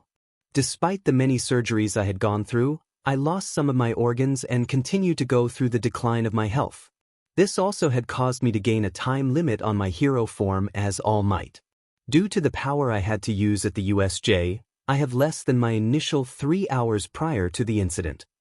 Midoriya found himself slouching on the couch, his brain not focusing on supporting it as the teen thought deeply.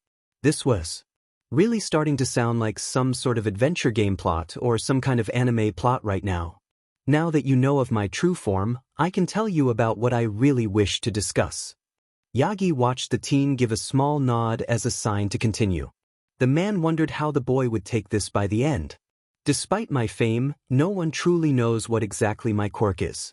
Many believe it is something such as strength enhancement. Whenever anyone has asked though, I usually manage to change the conversation with a joke. Yagi looked at Midoriya with a serious gaze. Please note that all of this information is to never leave this room. I understand, Midoriya answered. The teen played with the sleeves of his hoodie. My quirk is known as One for All. It is a stockpiling quirk that has been passed down for generations. One gains it and develops it only to pass it on to another who will do the same. Every time, this quirk will continue to get stronger with every pass of the torch. This power was one I was not naturally born with, but a sacred torch that was handed down to me.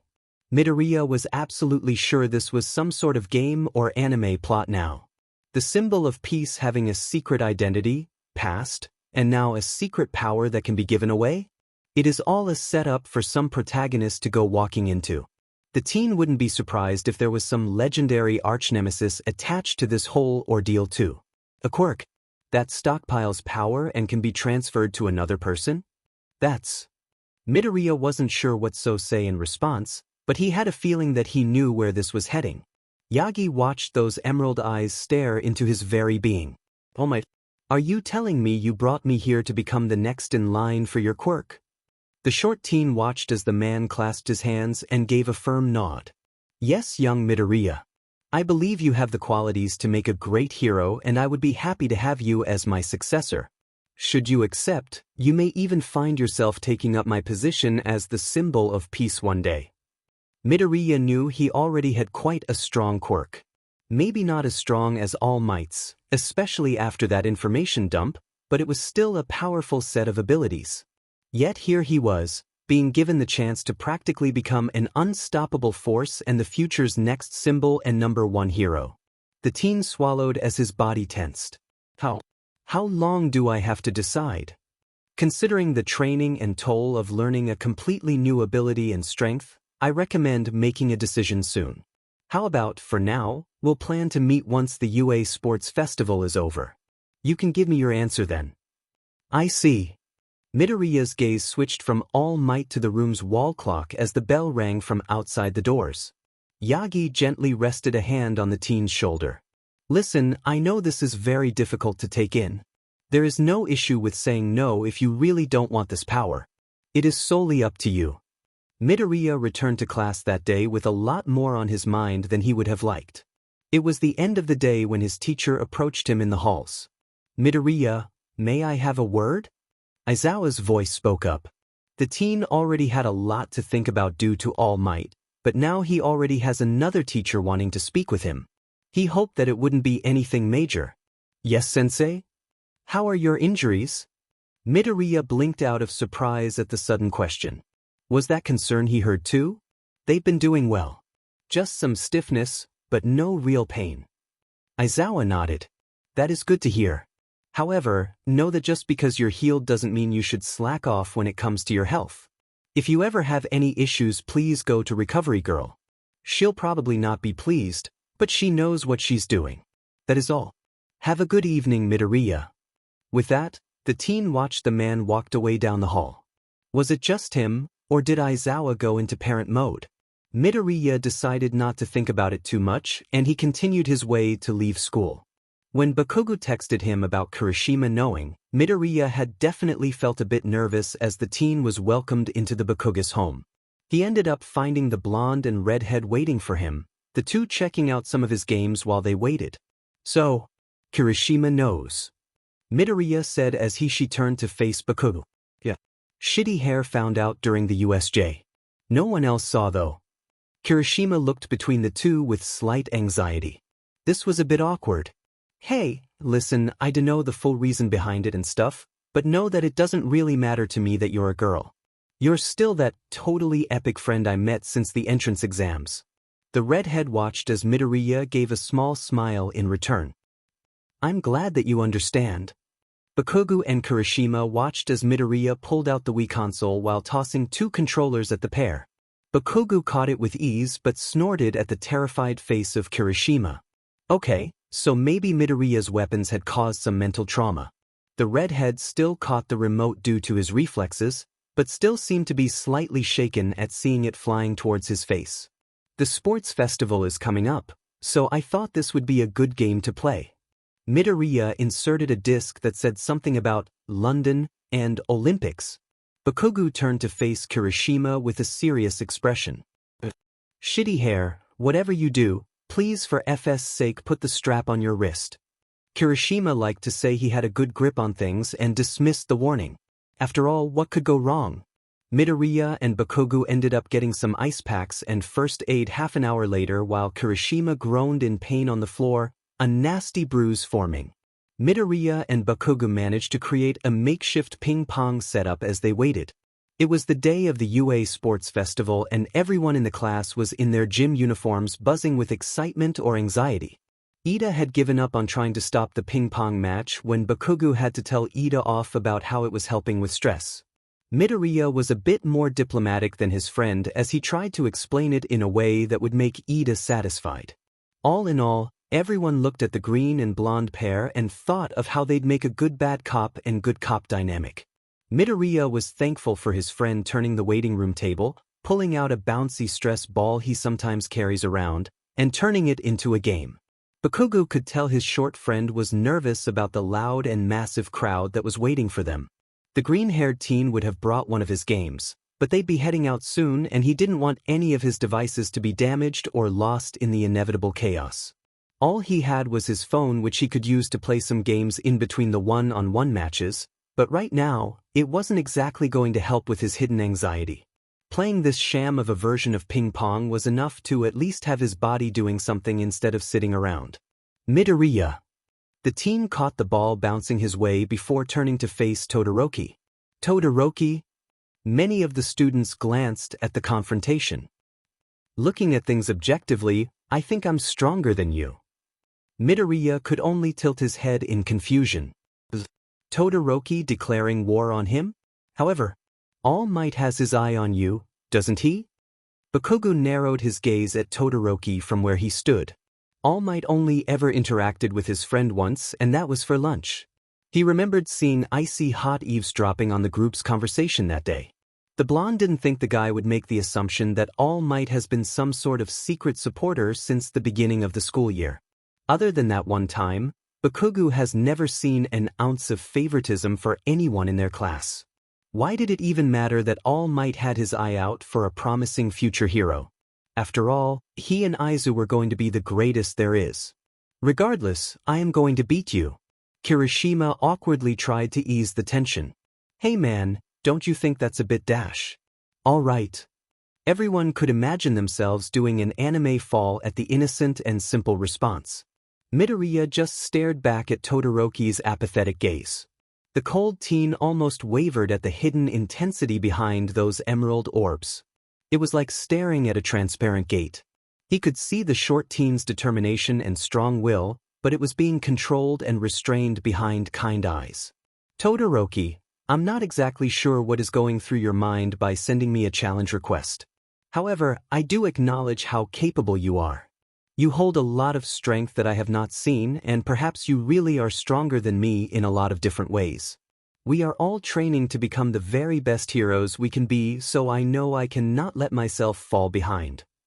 Bakugo noticed that glint in his friend's eyes, one he hasn't seen in a long while. The blonde grinned at the sight. I will be fighting with everything I've got. I do hope you can keep up, it'd be a shame to see you lag behind. The room went silent at the strength behind those words. Some actually glanced at Todoroki with bits of concern. There were those who were reminded of the brief moments they had with Midoriya before they got separated in the USJ. They remembered how that soft-spoken teen gained an edge to his voice followed by a serious and calculating aura. Those same qualities could be felt in the way Midoriya accepted Todoroki's declaration of war. It was a little jarring to see the short teen release that hidden blaze of fire when he was usually a gentle lamb. Before they knew it, they were notified to start walking out into the field. It was time. Welcome everybody to the UA Sports Festival. Can I get a hey? Present mic was met with even louder cheers. Alrighty then. Let's move on and start bringing out the Hero Corps students, shall we? Here we have Class 1A. They've been hitting it up in the news recently for their bravery against the USJ villain attack. The second they stepped out into the open, Midoriya had to wince at the massive audience's shouts and cheers. He knew that their class was popular due to the USJ, especially since nothing like it has ever happened at UA before in the past. Yet, he didn't think so many people would be this excited to see them. Midoriya tried to not focus on the sheer number of people who are watching their every move, either in the stands or at home. This was already pushing his anxiety into overdrive even though he looked completely calm on the outside. Now, give a hand for Class 1B. One by one, all the first-year courses were being introduced as they made their way out into the field. Midoriya hoped they didn't have it out for Class 1A too badly. He remembered how the other classes crowded outside their classroom. When the school day was over, the class found themselves unable to leave once the door was slid open. Outside of their classroom was a massive crowd of students from the other courses. Whoa, what's up with everyone? Kaminari questioned, intimidated by the sight of the crowd. Bakugo just huffed. You morons, can't you see that they're here to scout us out? Kirishima turned towards Bakugo. Scout us out. He means that the other classes must have heard a lot about us thanks to the USJ and now they want to see who they'll be dealing with for the sports festival. I am not sure if they meant to keep us from going home. Midoriya spoke up, his eyes staying on his game. Well, so this is Class 1A? A blonde with neatly combed hair spoke up. Everyone already disliked this guy's condescending tone. Not exactly what I was imagining now that I get to actually see you. After all, I'm sure we were all expecting an impressive group who fought off against real villains. Many of the students felt their fist clenching. That wasn't something to really praise about. It was a terrifying experience for them all, and the only good thing about it was the fact that there were no casualties. However, don't go thinking you are mightier than all of us just because you fought villains and won. I can assure you that Class 1B is much greater in strength. Just you wait. Class 1B will be stealing your spotlight before you know it. The entire class, and even the surrounding ones, began to get ticked off by the dude as he cackled like some villain. Everyone's sweat dropped when a hand had karate chopped the boy's neck, the teen's body slumping to the floor as he laid unconscious. A girl with very orange hair grabbed the boy by the collar of his shirt as she dragged him away. Sorry about that, everyone. Minoma can be a bit of a special case. Just ignore whatever he said. Bakugo was beginning to lose his temper, especially after being forced to listen to that arrogant blonde kid. Alright, listen up you extras. People like me gotta get the F home and I'm sure you all got places to go to. So F off and focus on actually beating us if you think you can. You're gonna need all the practice time you can. Class 1A face-bombed as the crowd of students went into an outrage at the blonde's words. Leave it to Bakugo to PSS people off. Bakugo, that was unacceptable behavior. Are you trying to make enemies for us? Ida scolded. Midoriya noticed a guy who seemed to turn his body into metal who yelled about Class 1A being a bunch of arrogant assholes. For some reason, that student kind of reminded the teen of Kirishima. The green-haired teen sighed at the drama. Well, he was class president so this should be okay to do, right? Very few noticed how the short teen's body glowed green for a second before everyone froze at a sudden static wave. Everyone went silent as they stared at Midoriya, some yelping at getting a tiny shock from the static electricity. Midoriya glanced at everyone before speaking. Is everyone finished now? None of the students in the crowd were sure if they wanted to respond after that display. It was just a tiny bit of static electricity in the air, nothing harmful at all. However, even those who were the oblivious type could tell that the small teen could do much worse. Midoriya seemed to not notice how his small act had caused many to become intimidated. I apologize for the spiky Pomeranian's way of wording things. The teen ignored his friend's growled objection. However, he is correct. Many of us have people waiting for our return and we have places we must be. I'm sure that all of you have your own strengths and weaknesses, but you should really work hard if you want to try and surpass us. Just because we're hero course students, doesn't mean we have the liberty to slack off. If we fall behind, we will fall and so we must always go plus ultra every day. Everyone flinched, even Midoriya's own classmates, at the sudden deadly glare that the short teen shot at the crowd of students. Also, don't think we are arrogant or bathing in the glory the media has been giving us for the USJ. It is obvious by how you're acting that none of you understand what it's like to face a life or death situation. It was something that we were not trained for. We may typically have strong quirks, But we're here to learn for a reason, and that's because there are skills we lack or must improve on if we wish to save lives and survive in our future. Don't you dare glorify us for doing what we could to make it out alive." Bakugo was left a bit stunned at his friend's ferocity. The teen never had to raise his voice, but somebody would really have to be dumb as a doorknob to not feel that animosity and scolding anger. The blonde didn't even notice when Midoriya took hold of his wrist and began leading them through the sea of students. All of them parted like the sea to clear a way for Midoriya. In a way, Bakugo mused, the short teen has definitely inherited that silent predator aura that Auntie Inko had. The explosive blonde couldn't help but pity whoever his friend would end up getting romantically involved with in the future. Whoever it was going to be, they're gonna get whipped as hell. When Midoriya found himself back into reality, Midnight was on the field stage. Now, it is time for the student representative to make their speech. "Midoriya Izuku, you're up." Midoriya blinked. "Say what?" Out of all things that Midoriya was expecting, he was not expecting to be the one to give the opening speech. Now, he had to make an improvised speech in front of a crowd made of hundreds to thousands of people. What is his life anymore? "Why me?" Ida spoke up beside him. "It could be because you're the class president, but I think it could also be because you ranked first in the entrance exam." Midoriya forgot all about those rankings. He managed to take first from Bakugo, mainly due to those rescue points.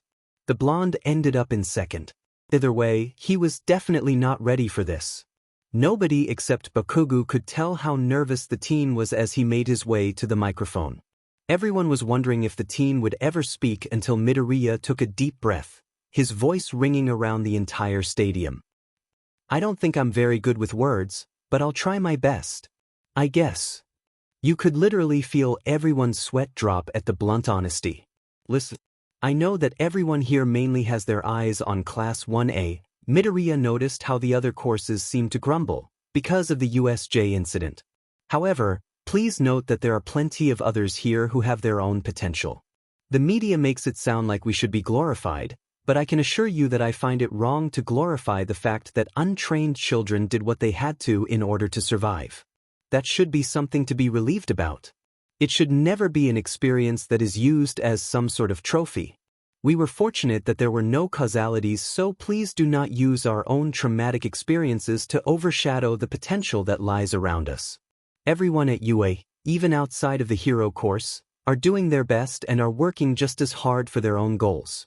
This is UA, an amazing school that manages to raise great potential in any course.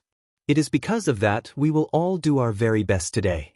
We go beyond, plus ultra." Midoriya felt like he was going to break into a sweat when he finally wrapped up his speech. He was glad to hear the many encouraging cheers that followed and the more positive aura that the other,